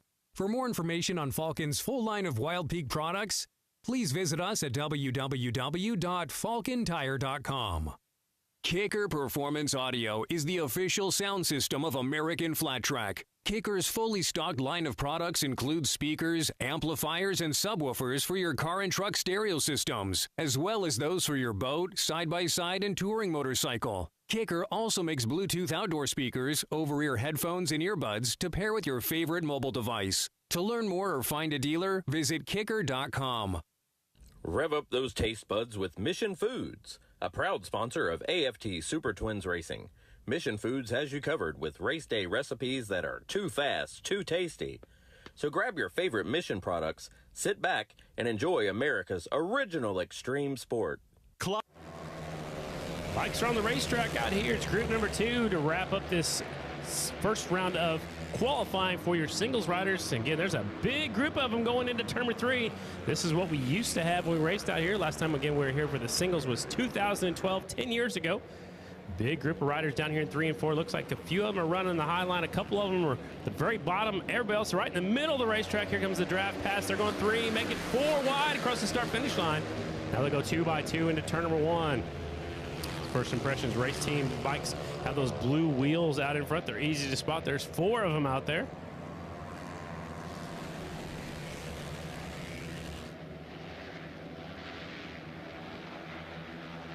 Good big group down the back straightaway. Up the inside, sneaking a peek is the 359 of Tom Drain. And my friend over there in Korea, Ben Singleton's tuned in right now over in Korea watching some qualifying here at Springfield. Got to be a bit of a time difference there, Yeah, huh? I bet he's supposed to be sleeping right about now, I'd imagine.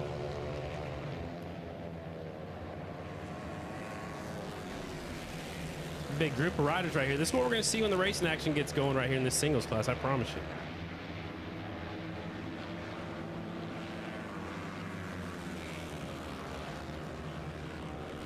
Big group over here. Everybody's, oh, bike, let's go. There goes the 110, Damon Ream. A puff of smoke. Pulls in the clutch, gets out of the way. Hopefully there's no oil on the racetrack because he cut right back across the line, going to the infield. And there was something coming out. Yeah, definitely smoke hitting that header pipe right there. So hopefully there's no oil on that racetrack. There's the 110. Damon Ream takes that bike back to the pit area. Here's a replay. Watch on the right side of the screen. There it goes. He could feel it letting up, and he put his hand up. But then you also have to put the hand right back down and grab that clutch just in case that slipper clutch does not work. So Damon Ream getting out of harm's way. Hopefully there's no oil on that racetrack. And you can see the trail. And the bike's still smoking in the pit area. Here comes everybody else coming to the racetrack, getting into 3 and 4. Here they come off of 4. Everybody's slowing down, so I must have let them know.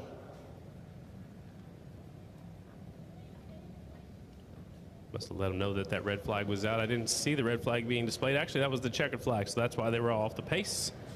Couldn't see that from my point of view right there. They'll take them back. They'll do a practice start, go back into the pit area. Dalton Gauthier has the quick time here in this first round of qualifying. 3:06.298 for go time.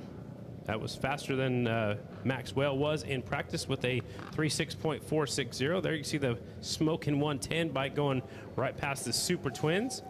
They're getting ready to roll out for their first round of qualifying out here today at the Mission Springfield Mile, sponsored by Drag Specialties. Super Twins qualifying's up next. Ralph, you ready? Yes. Ready to watch. I think this is going to be spectacular. Sammy down there. Yamaha's looking pretty fast out here today. They are checking the track right now in turns 3 and 4. That's where Damon Ream's 110 bike, it looked like he knew it was getting ready to let go because he looked back over his shoulder. Yeah, he did. And then he put his hand up, but then he also had to put his hand right back down to grab that clutch. So Moorhead's down there on that scooter, making sure that track is clear before we send out the Super Twins at full speed. You don't want to hit a slick spot going into the corner or in the middle of the corner for that for that matter. You don't want to get sideways right about there where Moorhead is at. One group, 13 riders here in the Super Twins. We'll see if the 266 of Ryan Jones can complete a lap and get qualified into today's semifinals. Trying to make a main event in 6 different decades. You know, so this is the state fairgrounds. Yes, sir. And here we are in the bunker. Mm-hmm. And right above us would be the stage. And they've held a lot of concerts here. Right. Out in the hallway, I know you've seen it, inside the bunker. Mm-hmm. On the walls, a lot of the bands who have played here have all signed the wall. I was out there reading the wall a minute ago. It's pretty cool. It is pretty cool, yeah. So a lot of these were probably like their dressing rooms for some of the... I think that's exactly where we are, the rock groups, yeah, exactly. So the pits will be open for you fans. You can go through the tunnel underneath the grandstands or through the tunnel outside turn number 1. Might be a little bit easier and less congested, but that's from 12:30 until 1:20 for the open paddock area. And then at 1:20, we'll ask you to make your way back towards the grandstand or back to where you were watching from before. to get ready for today's racing action. Again, opening ceremonies today at 1:30, and we got a lot going on in opening ceremonies today. One of your new friends is going to be out there, the Grand Marshal. Yeah, Butch Patrick is here. Eddie Munster. Eddie Munster with the Munster coach. Now, were you a Munster coach guy or a Dragula guy? I like the Dragula. Dragula was pretty cool. All-time favorite Munster episode. Yeah. Is the one where the Dragula races. When they uncover it was really cool. Yeah, that was He said, great. "You still want some of this?" Yeah, that was great. Yeah. So good. Super Twins rolling onto the racetrack. This is their first round of qualifying. Fastest lap we've seen in the Super Twins, a 3:4.536. That was the 32 Yamaha of Dallas Daniels from Mattoon, Illinois. The 1 is Meese, 3 is Briar Bauman, 32 Dallas Daniels, 95 JD Beach, 44 Brandon Robinson, 20 is Jared Vandekoy, 37 is Bronson Bauman, 67 Davis Fisher, the 25 Ben Lau, 52 Shayna Texter Bauman, 11 Andrew Luker, 23 Jeffrey Carver Jr., and the 266 is Ronnie Jones. And out front, the 3 didn't get any laps in that second round of practice, and he said, "I'll see you guys later." He is checked out already. Man, he's out of there. He's shot out of a cannon. He wants to get away from everybody. I don't blame him. I mean, you don't want to show anybody the quick way around. I mean, they're all out there racing the same racetrack. There's Briar on the factory Indian Motorcycle Progressive Insurance S&S cycle bike. Takes a look over his shoulder. I'll make sure nobody's still behind him.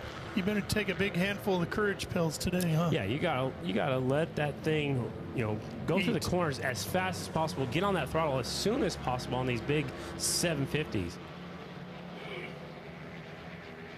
Briar's still up in the loose stuff, and there goes way up to the high side goes Robinson, the 44 bike going way up there in the deep stuff.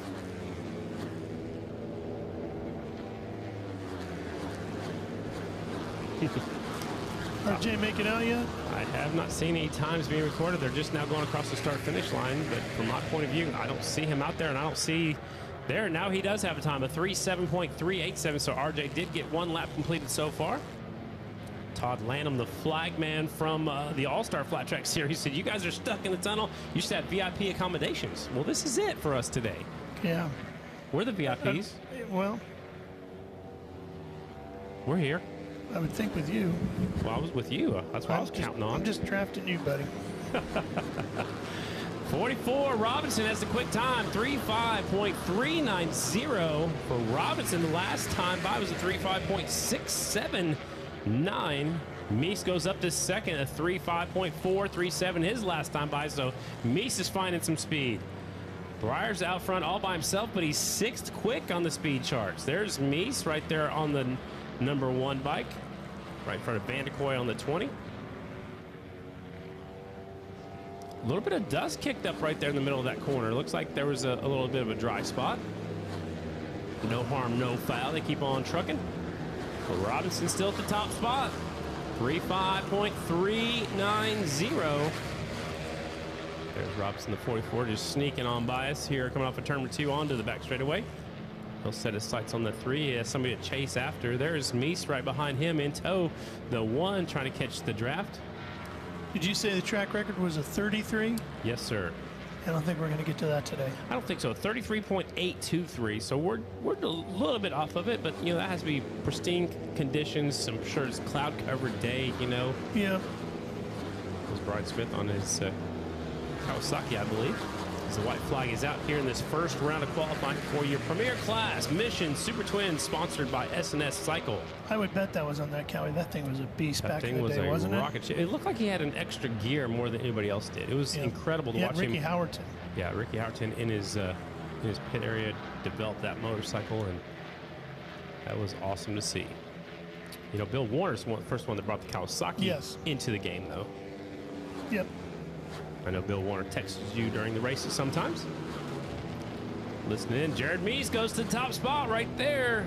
Last time by, the time before this one, the 1 bike goes to the head of the class. Where are the Yamahas? Well, they are 3rd and 4th with JD Beach and Dallas Daniels respectively, but Meese goes to the top spot, 3:5.284 for the jammer. Jared Meese, the 7-time Springfield Mile winner.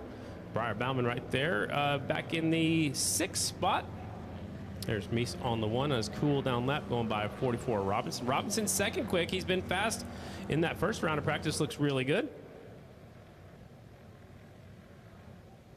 That is our first round of qualifying.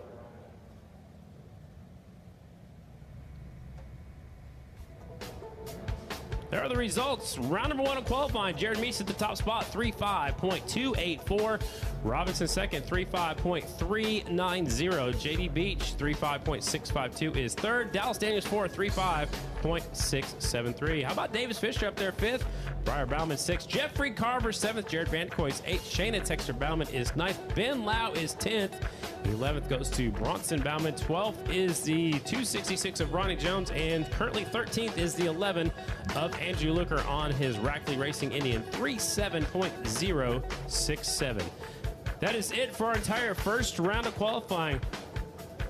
We have a short break coming up. When we come back, we'll get into our second round of qualifying. We're out here at the Mission Springfield Mile. Today's event is sponsored by Drag Specialties. We will be right back.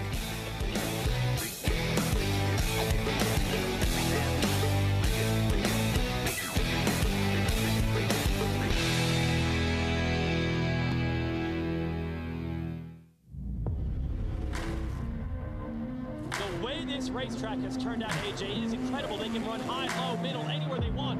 We're talking 8 riders in contention for this right now.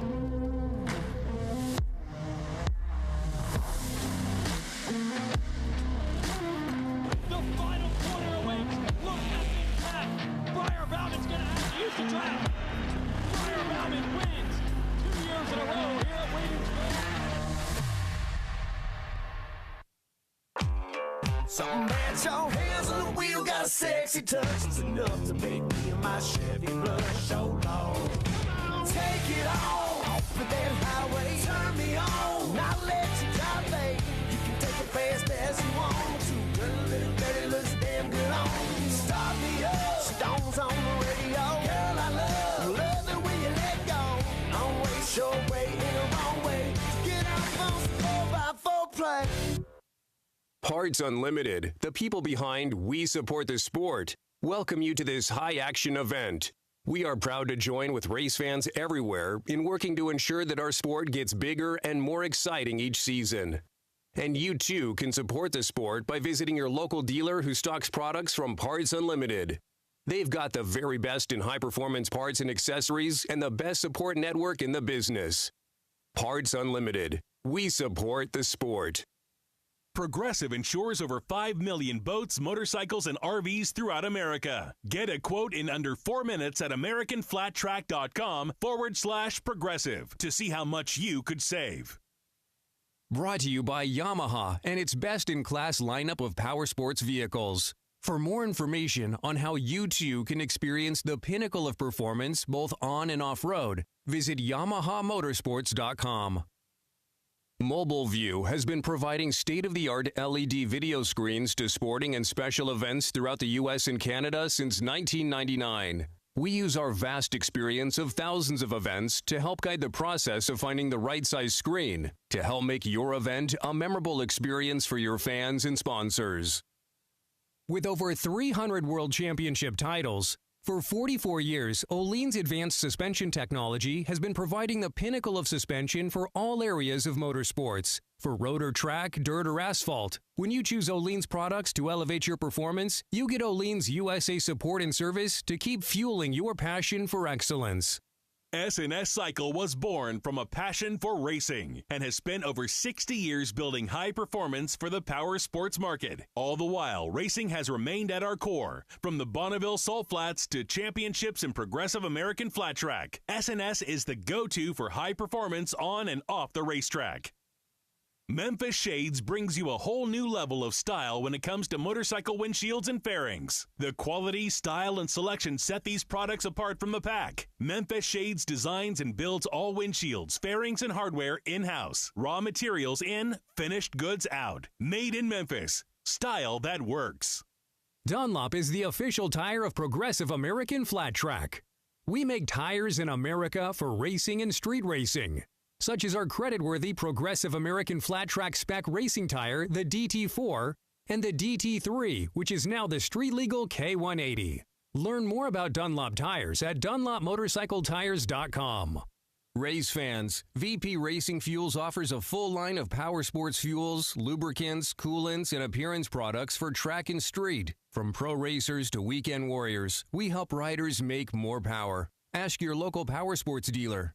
Drag Specialties, a major sponsor of today's action, welcomes Springfield race fans. At Drag Specialties, our commitment to riding is a way of life. That's why we want to remind you that when you're ready to tackle maintenance or add performance and style to your ride, make your first stop a local dealer who stocks products from Drag Specialties. Drag Specialties, enjoy the races. We are proud to welcome back one of our local sponsors, Green Toyota. Green Toyota has been part of the Springfield community for almost 40 years and has supported the Springfield Mile for over a decade. Whether you're pulling your bike to the race or commuting across the country, Green Toyota has a vehicle for you. Welcome to Springfield, and remember, we're all in this together. Parts Unlimited, the people behind We Support the Sport, welcome you to the Springfield Mile. We are proud to join the race fans everywhere in working to ensure that our sport gets bigger and more exciting each season. And you, too, can support the sport by visiting your local dealer who stocks products from Parts Unlimited. They've got the very best in high-performance parts and accessories and the best support network in the business. Parts Unlimited, we support the sport. Motion Pro is proud to provide you with innovative tools that help you maintain and repair your motorcycle, ATV, and UTV. Check into your local dealer to see if their broad line of products used by professional racers and first-time riders alike, or visit their website at motionpro.com.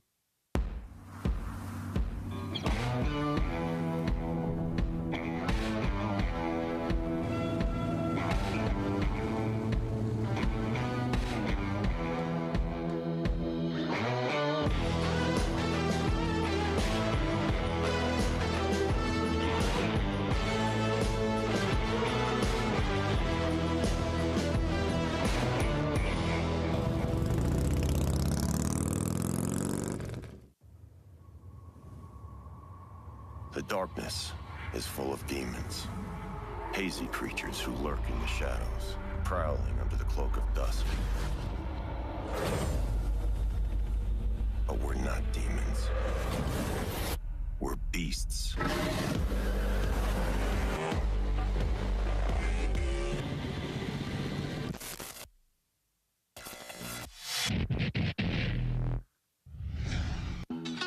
You own the job. The mornings that start too early. The nights that go too late. And every unexpected, unpredictable, unthinkable, unbelievable thing in between. You own it all. It's good to know you can rent whatever you need from people that do whatever it takes. Let's do the work. You can feel confident Continental is the smart choice in tires. Can they handle extremes? Yep. Tested from the Texas desert to near the Arctic Circle. Really? Really. Anything for the guy who finds that one pothole? Yeah, road hazard coverage has your back. For real? Absolutely. Were they made by like a bajillion engineers? Well, closer to 100. Continental. Welcome to the smart choice in tires. Main event tonight. We see multiple lines of draft passing. Should be really exciting. So here we go. Oh, this is spectacular. In front of a huge crowd and a key race.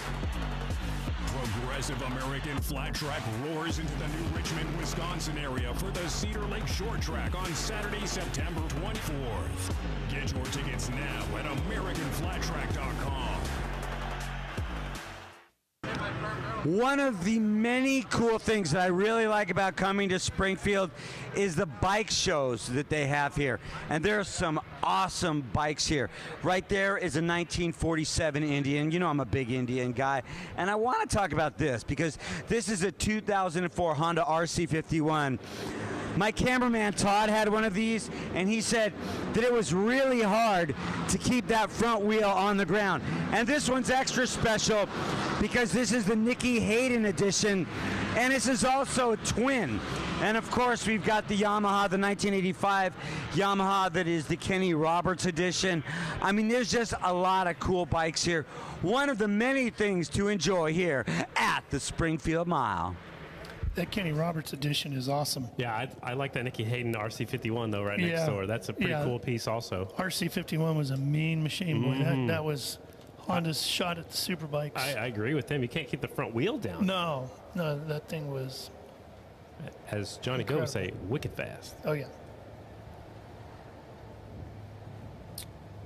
We're take a look at this. We got a treat for you. This is an onboard with Briar Bauman just pulling onto the Springfield Mile. Special thanks to Insta360, the official cameras right here of American Flat Track. Looking backwards, you can turn this thing around. Just getting up to full speed right here. Just going through turns 1 and 2. That's when the track was primo. First time out, it looks like. Still sitting up. He hasn't even tucked into draft just yet. Look back at the 95 JD Beach. He's in the draft. Now it'll make the pass going into turn number 3. Still see the yellow flag is out. This is the first lap for sure. Whoa! I got a little slippery right there. Had to hang on to it. First laps are always so much fun out here. And goes JD down the inside.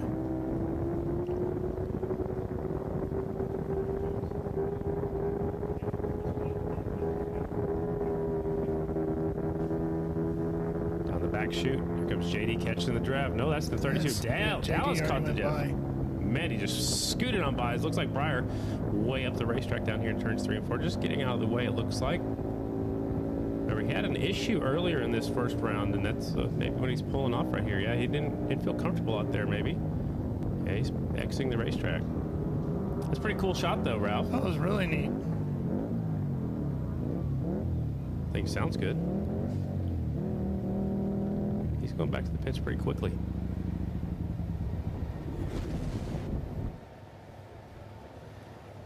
All right, we're going to take another quick break. They're putting some more moisture onto the racetrack right here. When we come back to it, qualifying. Round number 2 up next, Production Twins, followed by the Parts Unlimited Singles, Mission Super Twins. Final round of qualifying coming up next here at the Land of Lincoln.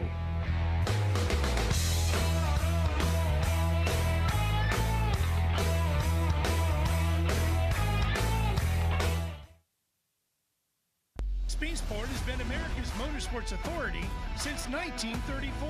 Get news, results, and commentary from the most connected experts in the business, covering all forms of motorsports from flat track to NASCAR and everything in between.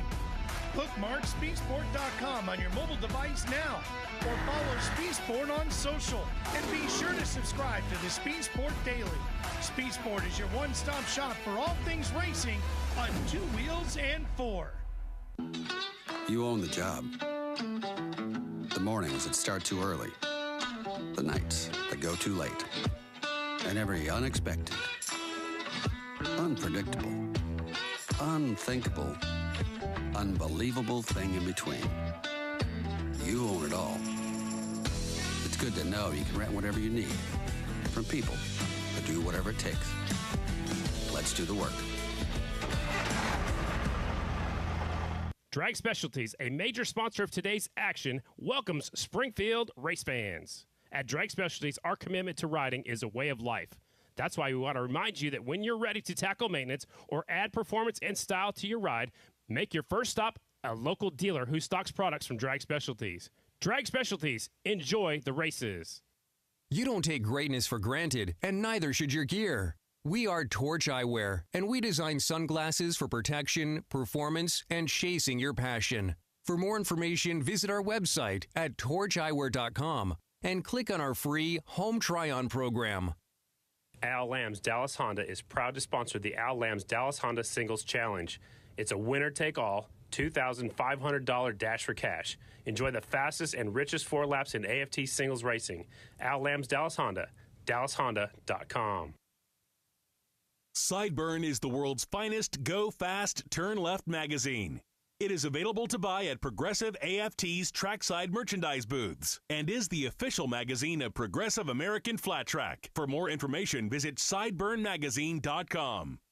S&S Cycle was born from a passion for racing and has spent over 60 years building high performance for the power sports market. All the while, racing has remained at our core, from the Bonneville Salt Flats to championships in Progressive American Flat Track. S&S is the go-to for high performance on and off the racetrack. Tired of replacing your battery every year? It's time to buy the world's best lithium battery, the Pulse IPT, with up to 1,200 cranking amps and unmatched reliability. There's no better battery for your bike. Visit Full Spectrum Power in the paddock today or on Instagram, Facebook, and the web. Start something. Power everything. SolarFit, America's solar team, is a proud sponsor of American Flat Track Racing. Get your complimentary solar analysis today at AmericanFlatTrack.com/SolarFit and let the sun power your home or business for free. SBS is your single source for brake parts and components. From pads to rotors, shoes, and other important parts, covering motorcycles, scooters, motocross bikes, ATVs, and UTVs. We create the power to stop you so you can go ahead. Find the right parts for your bike at www.sbsbrakes.com. Parts Unlimited, the people behind We Support the Sport, welcome you to this high-action event. We are proud to join with race fans everywhere in working to ensure that our sport gets bigger and more exciting each season. And you, too, can support the sport by visiting your local dealer who stocks products from Parts Unlimited. They've got the very best in high-performance parts and accessories and the best support network in the business. Parts Unlimited. We support the sport. Kicker Performance Audio is the official sound system of American Flat Track. Kicker's fully stocked line of products includes speakers, amplifiers, and subwoofers for your car and truck stereo systems, as well as those for your boat, side-by-side, and touring motorcycle. Kicker also makes Bluetooth outdoor speakers, over-ear headphones, and earbuds to pair with your favorite mobile device. To learn more or find a dealer, visit kicker.com.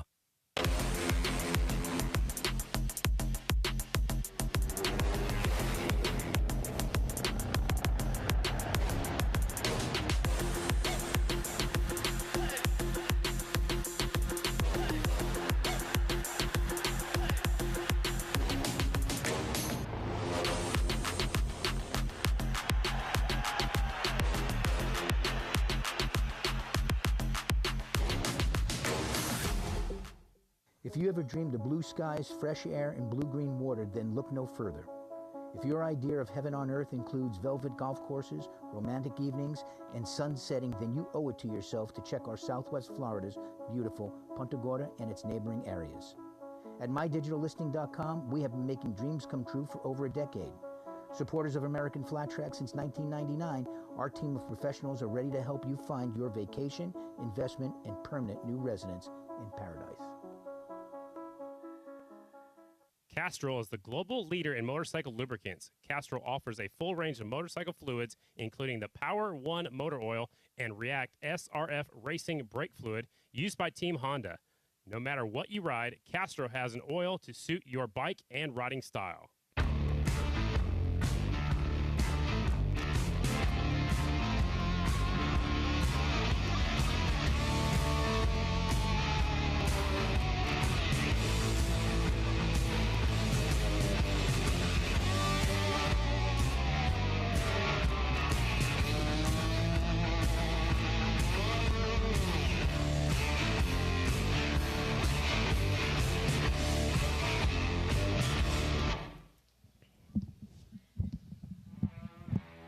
And welcome back to the Mission Springfield Mile, sponsored by Drag Specialties. I'm Scotty Dibbler here in the booth. We're in the second capital city in a row. 2 weeks ago, we're at the capital of California. And today, we're at the capital of Illinois, the land of Lincoln, Springfield, Illinois. I grew up as a young adult every Memorial Day and Labor Day right here at the Springfield Mile. And it's good to be back out here. Doubleheader weekend this year at Labor Day. Ralph, having some fun? Oh, it's been fantastic, yeah. And I love these drone shots.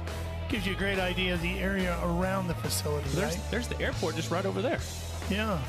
That's not the one I came in on, though. You flew to Peoria? Peoria, yeah. Didn't get enough of the TT.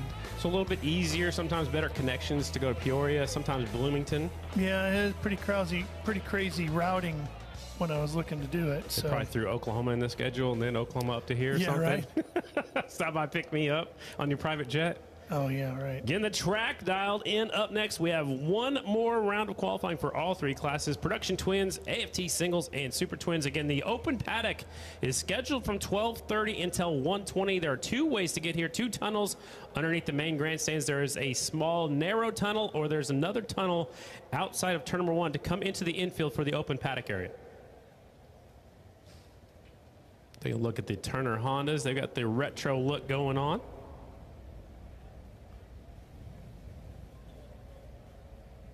Take a look at some of the points coming in. Here is your Super Twins points, Ralph, and we got ourselves a three-way battle now for the lead. Boy, it's going to be fun all the way through Volusia, isn't it? It definitely looks that way, depending on what happens out here today. I mean, this could get even tighter or could get, bigger.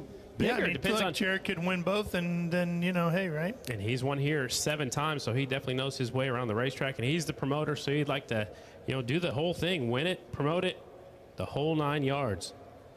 Breyer right there second. He's never won here at the Springfield Mile, just 9 points behind the leader. Both of them had 3 wins. Dallas Daniels has won 2 miles, his first 2 of his rookie season out here in American Flat Track. He won at the Red Mile and at the Sacramento Mile. What's more surprising to you, that Dallas has won both miles this year, 2 miles this year, or that JD hasn't won one? It's good for JD. Finally got his first oval track win. I didn't expect it where he got it earlier this year at Laconia, but he just, he was up there near the front at the Red Mile, and then he had issues, and then he wasn't really a big factor. I mean, finishing 4th at Sacramento, yes, he was up there in the thick of things. I expect him to be more in the mix, and this track maybe is more up his, what he's used to, I guess. Well, and there's every reason to believe Dallas could win here this year on the Mission Super Twins, because just a year ago on a production twin, this is who got to the checkers first, number 32, Dallas Daniels. Back-to-back, taking the win. He did it 2 in a row. There's Mishler right there on the 13 again. He was a singles rider last year and got to ride in the production twins a couple different times, and look at that race to the finish line right there. 4 of them, they went 4 wide. 4-0 here last year because he got the wins on the short track, too. That's impressive. Pretty solid.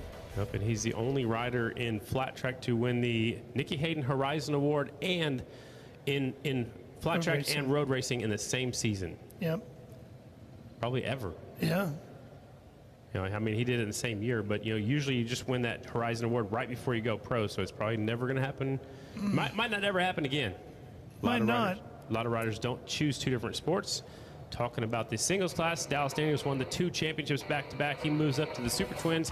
And here's a look at the AFT singles standings coming in, and the championship could be locked up when we leave here this weekend. Could be all done. He's got to be 50 points or more when we leave here. And 50 points because he has the most wins. Nobody can catch him in wins. That's why it's just 50 points. Yeah. 25 points is the max amount of points you can get for winning a race. So if he leaves here with 2 rounds left, talking this weekend, he can lock up the championship. Mishler's up there second. Bruner's the man, making some headway. He's up to 3rd with 2:09. He's trying to get up there, get second, maybe get up there, catch the leader. Yeah, I don't know if he's going to catch Cody, but he's going to give Morgan some fits, isn't he? Yeah, he'll have to. Cody's going to have some bad luck right here today. Otherwise, Cody's probably going to lock it up. But Bruner's up there, that Yamaha, Estenson Yamaha. He is catching Mishler for sure. Don't count out Gautier. He goes good here at this mile. He was fastest in the qualifying round number 1. He's back there 4th. Maxwell, remember, missed quite a few rounds with a broken left leg, or just a couple of rounds, I should say, just 2 rounds. He's in the 5th spot with 1 win on the season. So if you got to win, you're in the top 5, it looks like, in that singles class. And boy, Max came back quicker than we thought he would, and it healed up faster than we thought it would too. Definitely. When you get hurt, at this sport, and when you hurt that left leg, the left foot, the left ankle, the left knee, whatever, you really use that left leg a lot sliding it into these corners. So it was impressive how fast he came back and how strong he was when he did come back. Pulling him up to the staging area right now. They enter and exit the racetrack at the exact same spot. right there coming off of turn number 4 before they get over here to that start-finish line area. Again, the open paddock area is still scheduled from 12:30 until 1:20. That's 50 minutes. But if you don't get to go into the pits during that time, you can also come back to the pit area after the races today. There's also, they'll be riding on the mile for the rookies of 79. You can ride the mile. Go stop by and see the rookies of 79 if you want to sign up for that. They'll do that as soon as the racing action is over. Then you can ride on the Springfield Mile. All that will help out the rookies of 79 up there, and they're in the Midway area, but you can stop by and see those folks, and you can ride the mile right here today at the Springfield Mile. After that, there is going to be a test. Brian Smith will be on the racetrack on a motorcycle. Did you know about that? It's a secret. I think I did. It's a secret. Not anymore. Not anymore. It's out there for the whole world. What's he testing? They did not tell me that. I told Jared he's going to test and see if he's still fast enough to beat him tomorrow. That's what I told Jared. But no, he's testing probably some new tires, new tire compound, tires, maybe not some a new restrictors. brand. No, nope. Dunlop signed Onboard again to be the official tire of American Flat Track, and he'll be out here a little bit later for. Oh, there it is, baby. Yeah. Hey, did I tell you I actually met Al Lewis? Al Lewis was Grandpa. No, you didn't. Yeah, there he is. Oh, Al there's Lewis. Grandpa. That's yeah, cool. Yeah. The Watch Dracula out. right there. So we're getting a special donation right now from a very special fan for that $268 for the Ryan Barnes Hard Charger Award. There's Butch Patrick. That's so cool. There's Herman jumping on the back. And you get to go hang out with those guys here in a little bit, right? Yeah, we're going to go do something on the Munster coach coming up here in a minute. All right, Production Twins onto the racetrack. Thank you very much for that. Production Twins, they're racing for their championship battle, still up between the 33 of Janish, the 1 of Corey Texter, and one of them is going to get that Hard Charger Award. So I was in New York City one time, and it happened to be Halloween, and we're walking around checking out all the craziness in New York City and Halloween, and we were getting hungry, come around the corner, we see the sign that says Grandpa's. Yeah. I'm like, Grandpa's, and it just had this like outline of a face. I'm like, it's gotta be the way the look was. We walked in, sure enough, it was Al Lewis's restaurant, and he was there. So we had dinner at Grandpa's on Halloween night, and he came by the table and was talking to everybody in the restaurant. It was great. That's awesome. Oh yeah, it was a lot of fun. Look at this big group of riders going off into turn number 1. This is our final round of qualifying for Production Twins. They're 3 wide up there for the top spot. Lewis on the 10, Armstrong on the 60 bike. Look at that. Look at all those riders. This is a little preview of what we're going to see a little bit. This is what we've been waiting to see right here. This is what everybody's been looking forward to. Yep, right there. All right. 10, they're 4 wide going into turn number 3, folks. The 10 of Johnny Lewis, he's trying to have nothing to do with that. 15 of Mikey Rush is there. 51 Zabala is right there in second. Janish in third. Corey Texter was up there. Now he's at the back of the pack of this little first group. Rush goes by Lewis into turn number 1. Track's a little bit slower. Maybe it's because they're all mixing it up. Rush goes off the groove down here, turn 1 and 2. Now he gets back on the high side, leaves the throttle on around the outside. This looks like fun, Ralph. Oh yeah, this is going to be. This is why everybody looks forward to Springfield. This type of racing right here. The track looks like it's got plenty of traction right now. The last time by was a 36.381 for Rush. The quickest lap so far was in the first round, 35.118. So they're just getting up to speed. Also, they got to work the track back in. They just did a lot of track maintenance to it, so it might be a little slippery right now with that extra water. Johnny Lewis comes up the inside, the Royal Enfield, sneaking a peek on the inside of the 15 of Rush. We saw Johnny really have to put his foot down there a couple of times just to reset it. Stable himself right there in the corner. So it may be a little bit slippery. Again, they just put some moisture down onto the racetrack. Zabal is right there, the 51. Good to have him back on the circuit. Right behind him is the 33 of Janish, your points leader. Quickest bike on the racetrack right now is, looks like the 36.41 of Dan Bromley. He's not near the front group yet, but he's the fastest on the track at the moment. Yeah, Corey's back here at the back end of the second group, which is closing in on the first group now. And he's back there with Janish, who he's battling for the championship. No, it's Billy Ross. I saw the black leathers, but he's back there with Billy Ross. Maybe just watch and see what's going on in front of him. Oh boy. Man, Zabala had his hands full right there on that 51. Woo. I'm glad that's not me. I'm telling you. That was scary, but he leaves the throttle on. He's right here behind these leaders coming off of turn number 4. White flag is out. Rush. Lewis. Here comes Zabala from Collinsville, Illinois up the inside. See if that thing handles the same way going into 3 this time. They're 3 wide for the lead, and we're looking back for Corey Texter. He's got his hands full back there with the 109 of Ross. Let's keep an eye on that 51 here, Scotty, and see. I think he just caught that double draft and had a lot of turbulence right in front of him. When he pulled out, it really put him into a head shake. That's what I think happened the last time by. Zabala goes out front. That's the Memphis Shades, Nick Henderson Racing Yamaha. Definitely handled differently out front by himself, didn't it? Yeah, when you break out of that draft where there's 2 riders creating that big pocket of air, when you break out of that, sometimes it gives you a little head shake. Bromley goes to the top spot here in this second round, 3.6.212. So tall rider from Pennsylvania as the checkered flag is out. We'll take a look back at this, Ralph. You saw it a few moments ago, but watch the 51. He's using the double draft right here. When he pulls out right about here, he's getting into his own air now. Look at that. It pulls his left leg off of the foot peg as he's putting it down, and then the head shake. But again, that's all the turbulence when you break out of that draft that's right in here in front of you. And just looked like kind of caught Zabala off guard. Fastest here in this second round so far, it's Bromley, the 62 bike. 3.6.453, so not quite as fast as they were earlier today in that first round. So 3.6.212, I should say, for Bromley. John Cox is right there, 3.6.331. Rush, Zabala, Lewis, Johnny Lewis, and your defendant champ back there in 7th, Corey Texter, Billy Ross, Cameron Smith, Nick Armstrong. That was your group number 1. Up next, group number 2. Second and final round of qualifying for your Mission Production Twins, sponsored by Vance & Hines. They're already rolling. 61 on the Raffle Racing Kawasaki KC Cisco. 43, James Rispoli, the Wally Brown Racing KTM. 42, Jeremiah Duffy. 94 is Ryan Wells. 36, Kobe Carlisle. 71, that's Pat Buchanan. 77, Jordan Harris. 50 is Jimmy Mack, Jimmy McAllister. 102, Gary Ketchum from Tulsa, Oklahoma. And the 14, Jacob Lehman from Snohomish, Washington. Final round of qualifying for your Production Twins.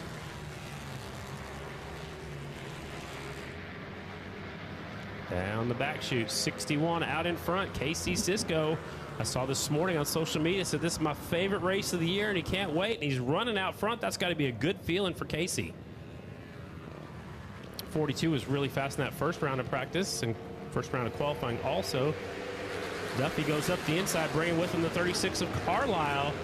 Duffy goes to the point. The bright yellow leathers right there. Moving into third is Pat Buchanan on the 71. Just getting up to speed. Fastest in that second round so far is Dan Bromley. We got the overalls here in front of us. Here comes the 43 of Rispoli sneaking up the inside to 4th onto the racetrack. Duffy at the point. Pat Buchanan behind him. Cisco on the 61. Rispoli.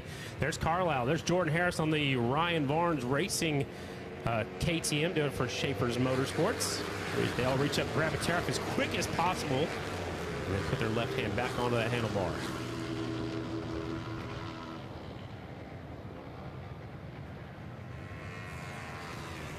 There's the times right here in this second round. Still Bromley quickest in this second round. 3.6.212. Here comes Rispoli. Sneaking about the inside. Sneaking a peek up the inside. Pat Buchanan's also there on a KTM 790 Super Duke. They're keeping Jeremiah Duffy right there on us. They're coming off of turn number 4 onto the front straightaway. 42 of Duffy, that's a Kawasaki. Here comes the KTM up the inside. Pat Buchanan goes to the top spot. Rispoli goes to the head of the class here in this second round. A 3.6.018 using that draft right there and on that front straightaway. Rispoli quickest. He's up to second overall. Right now, 3.6.018. Keep your eyes on that 43, the Rocket. Looks like he's feeling more comfortable out here. Pat Buchanan slips up the racetrack just a little bit. He gets by Duffy on the 42. This is a clean lap. Rispoli pulling away. This could be a very fast lap for the 43. Wally Brown Racing KTM. Rispoli last time by a 3.6.018. And it's not. Oh, man, he had his hands full right there in the middle of turns 1 and 2. Last time by a 3.6.347. So just because he got out front, but he didn't have any drafting help as they get up against the back straightaway wall. The dust flies off of turn number 2 as they get onto the back chute. It's hard to get those water trucks up against that wall. You can see Duffy had a full-on slide going into turn number 3. Now he's up the inside of 71, Pat Buchanan. There goes Duffy up the inside, trying to do it without any drafting help. Now he gets back in line as the white flag is out. Last group of qualifying. Production Twins. Sponsored by Vance and Hines. Rispoli looking over his shoulder. Wants to see who's chasing him.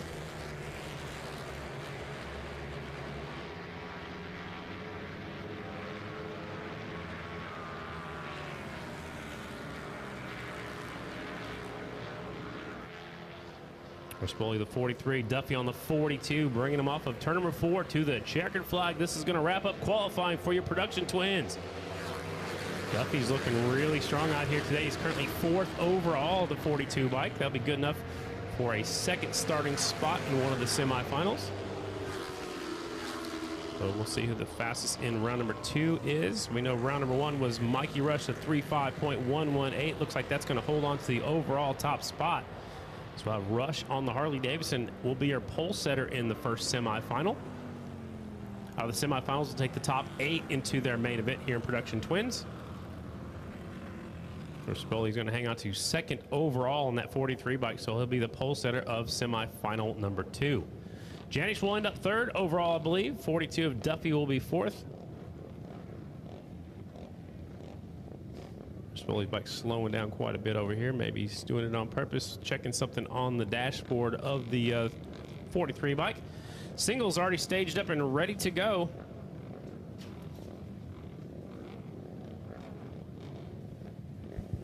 Singles up next. 12, Cody Kopp should lead him out. Here they come. 13, Morgan Mishler. 21, Trevor Bruner. 79, Dalton Gauthier. 18, Maxwell. 48, Trent Lowe. 106, Chase Sadoff. 19, James Ott. 26, Aiden Roos Evans.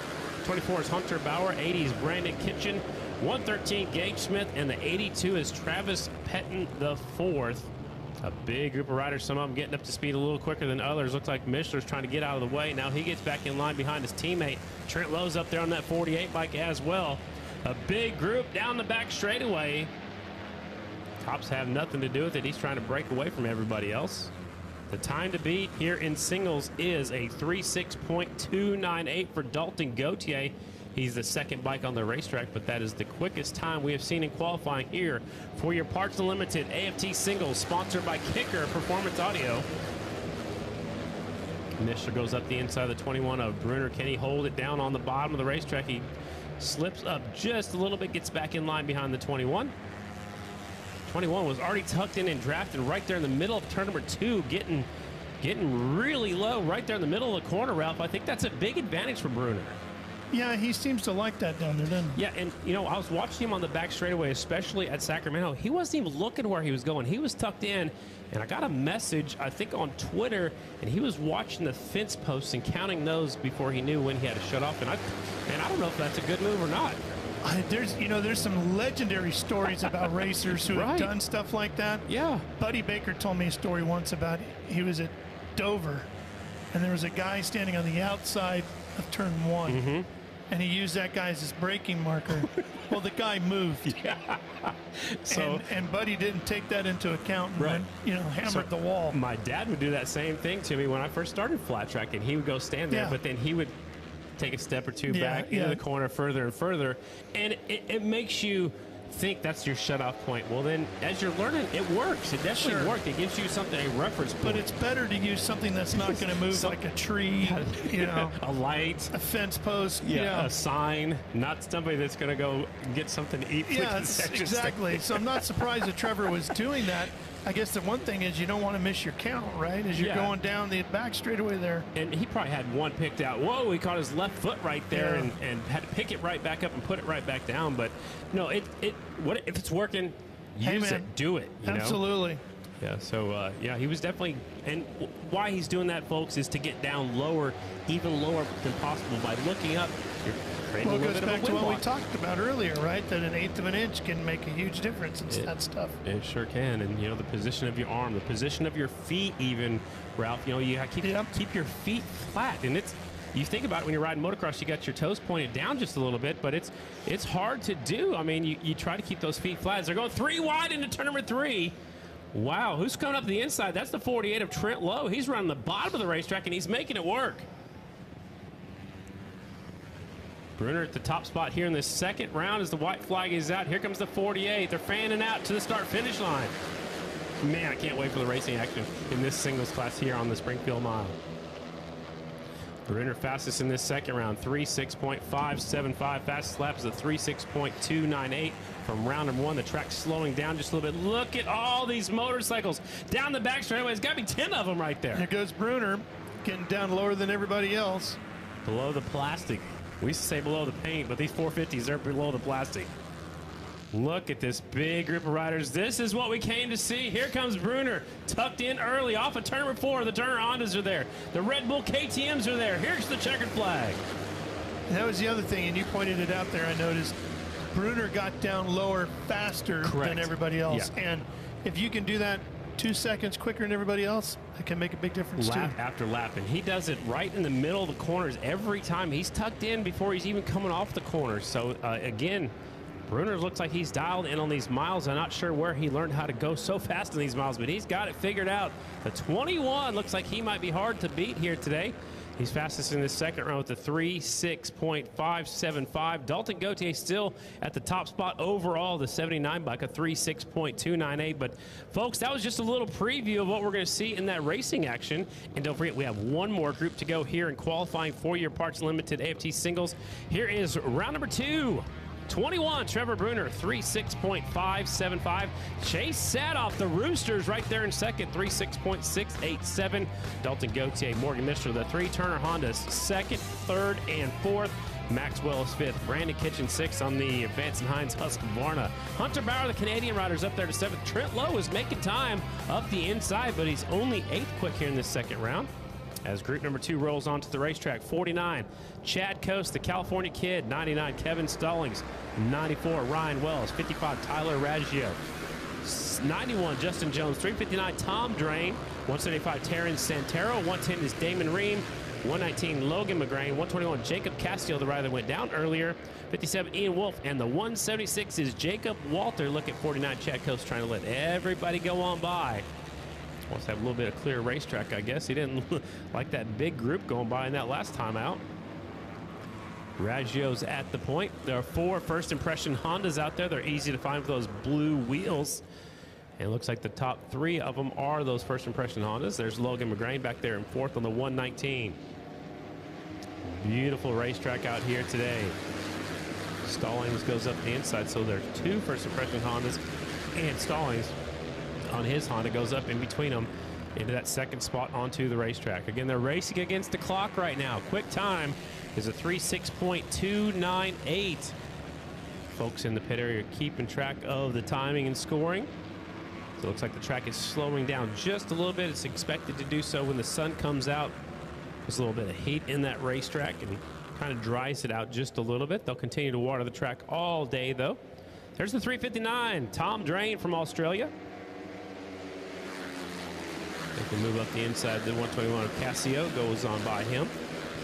Tom Drain's got plenty of road racing experience and plenty of experience of going fast. He is under observation out here today. If they don't feel he is comfortable on the racetrack or safe on the racetrack, they won't let him race. But it looks like he's a little bit off the pace down there. Turns 1 and 2 that time by down there. Maybe got in a little bit too hot. He's currently second overall, Tom Drain, on that KTM, 3:06.583. Bruner still at the top spot. This is round number 2, a 3:06.575. Overall, Tom Drain is currently 7th overall. So he went a little bit too wide down there, turned 1 and 2. This group's definitely a little bit spread out more than that first group was. I think if I was out there, I'd try to team up with somebody, Ralph. And, you know, typically 2 bikes could go faster than 1, Ralph. Yeah, no doubt about that. But I guess each of these guys is thinking about something different, though, right? Yeah, they got their own theory, and maybe you want to work with somebody. Look at that. So you can see the 110. Damon Ream says, hey, kid, Logan McGrain, get in line. Work with me together. They're both from Pennsylvania, so if those 2 can work together, maybe they can get a quick lap put in together. McGrain did that right. He's right there in line with him. Now he needs to stay in line with him all the way down the front straightaway. Maybe make a draft pass right there. He did it. Perfect timing. Now if he get in front of him, and now he'll have Damon get in line behind him, but Damon has nothing to do with it around the outside. So it worked in theory off of 4 down the front straightaway, but not going into turn number 1. Yeah. And it's hard to do, Ralph. I mean, you got to, if there's somebody in front of you, your instinct is to pass that person. Look, all this stuff is hard to do, right? Yeah, that's exactly. the deal. When you watch the best in the business do it, they make it look super easy. So you watch Dallas Daniels and Jared Mees go down the straightaway, and they can draft past each other every opportunity. And those guys just make it look like no big difference. They can just drive it down the freeway and you're passing the car in front of you. But in reality, it's an incredibly difficult thing to do. And you know what? It's easy to go fast on this racetrack. The racetrack is very forgiving. It's very, wide. So anybody can go fast. Not everybody can win. That's right. Strategy will be a factor later on today when we get into the racing action for sure. Tom Drain goes to the top spot here in round number 2 at 3.6.470. That moves him up to 5th overall for the young Australian. That's why when you think of guys like Jared and Parker and Carr, you're just dumbfounded by 7 wins here. Yeah, and for Jared, it's incredible. Brian Smith has a number of wins on the miles, and they just have something figured out. It's like, in NASCAR, some guys figure out the draft better than others, Oh, it is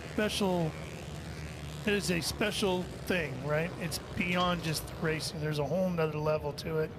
The mental side of this is so big. Mm-hmm.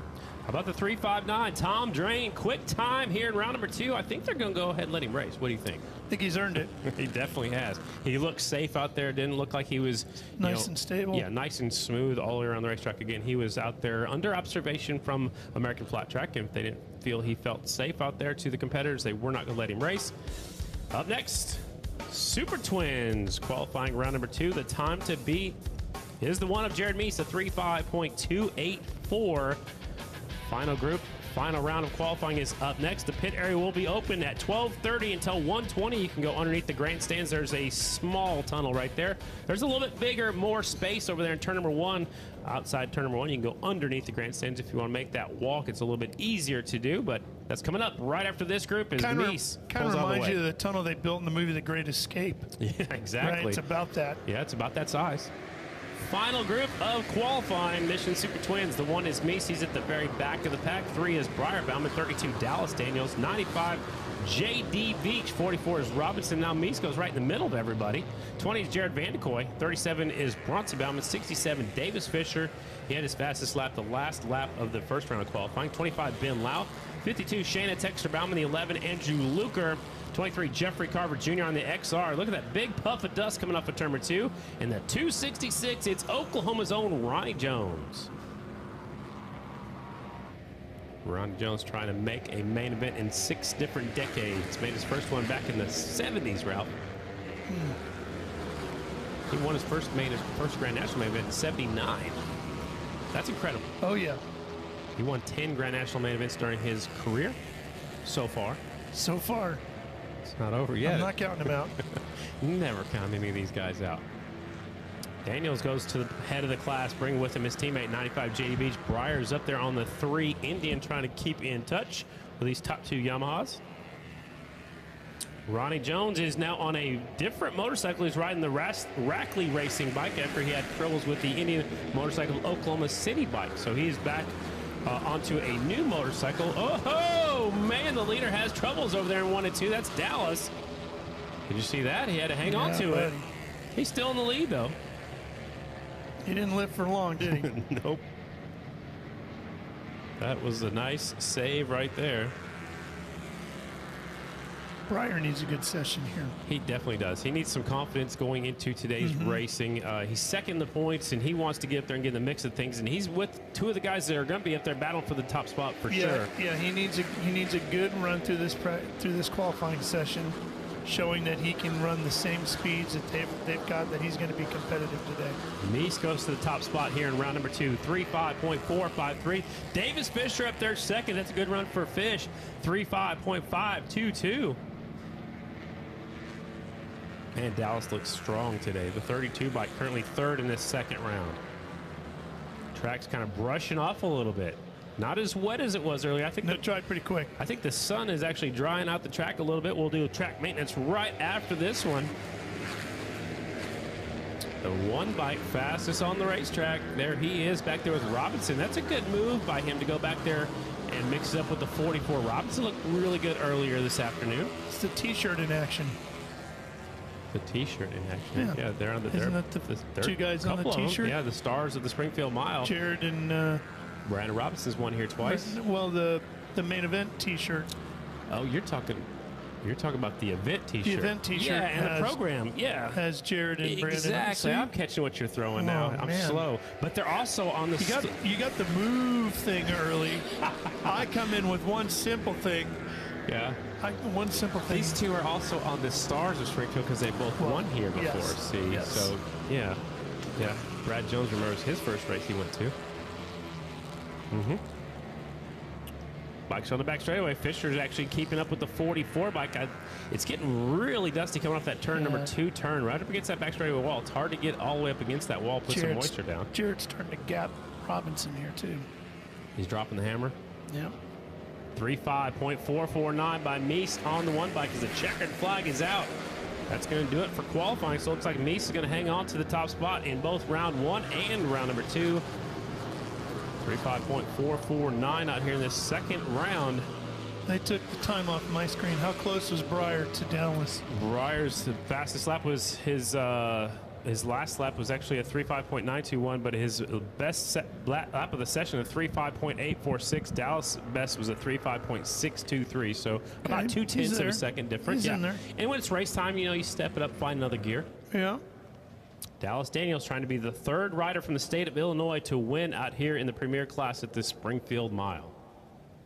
Breyer's taking a look all around the racetrack. I don't know if he's looking for a faster way around or what he was doing right there, but Meese here in round number 2, 3.5.449. The best qualifying time was the first round, 3.5.284.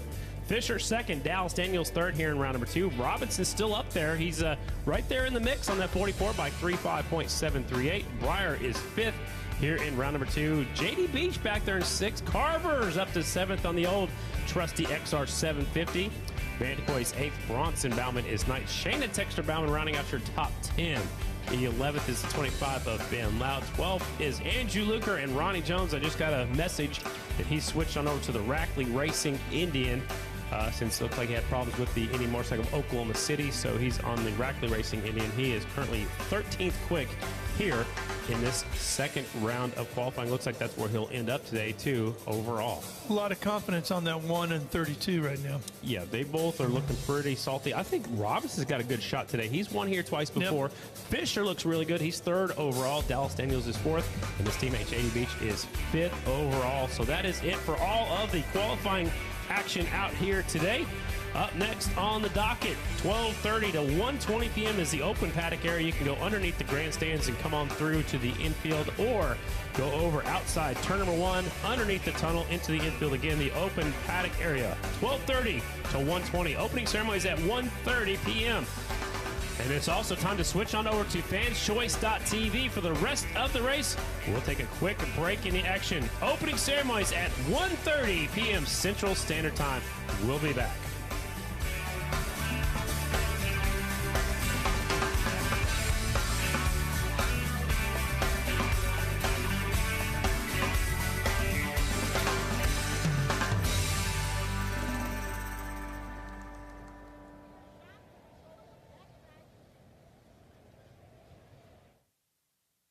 If you ever dreamed of blue skies, fresh air, and blue-green water, then look no further.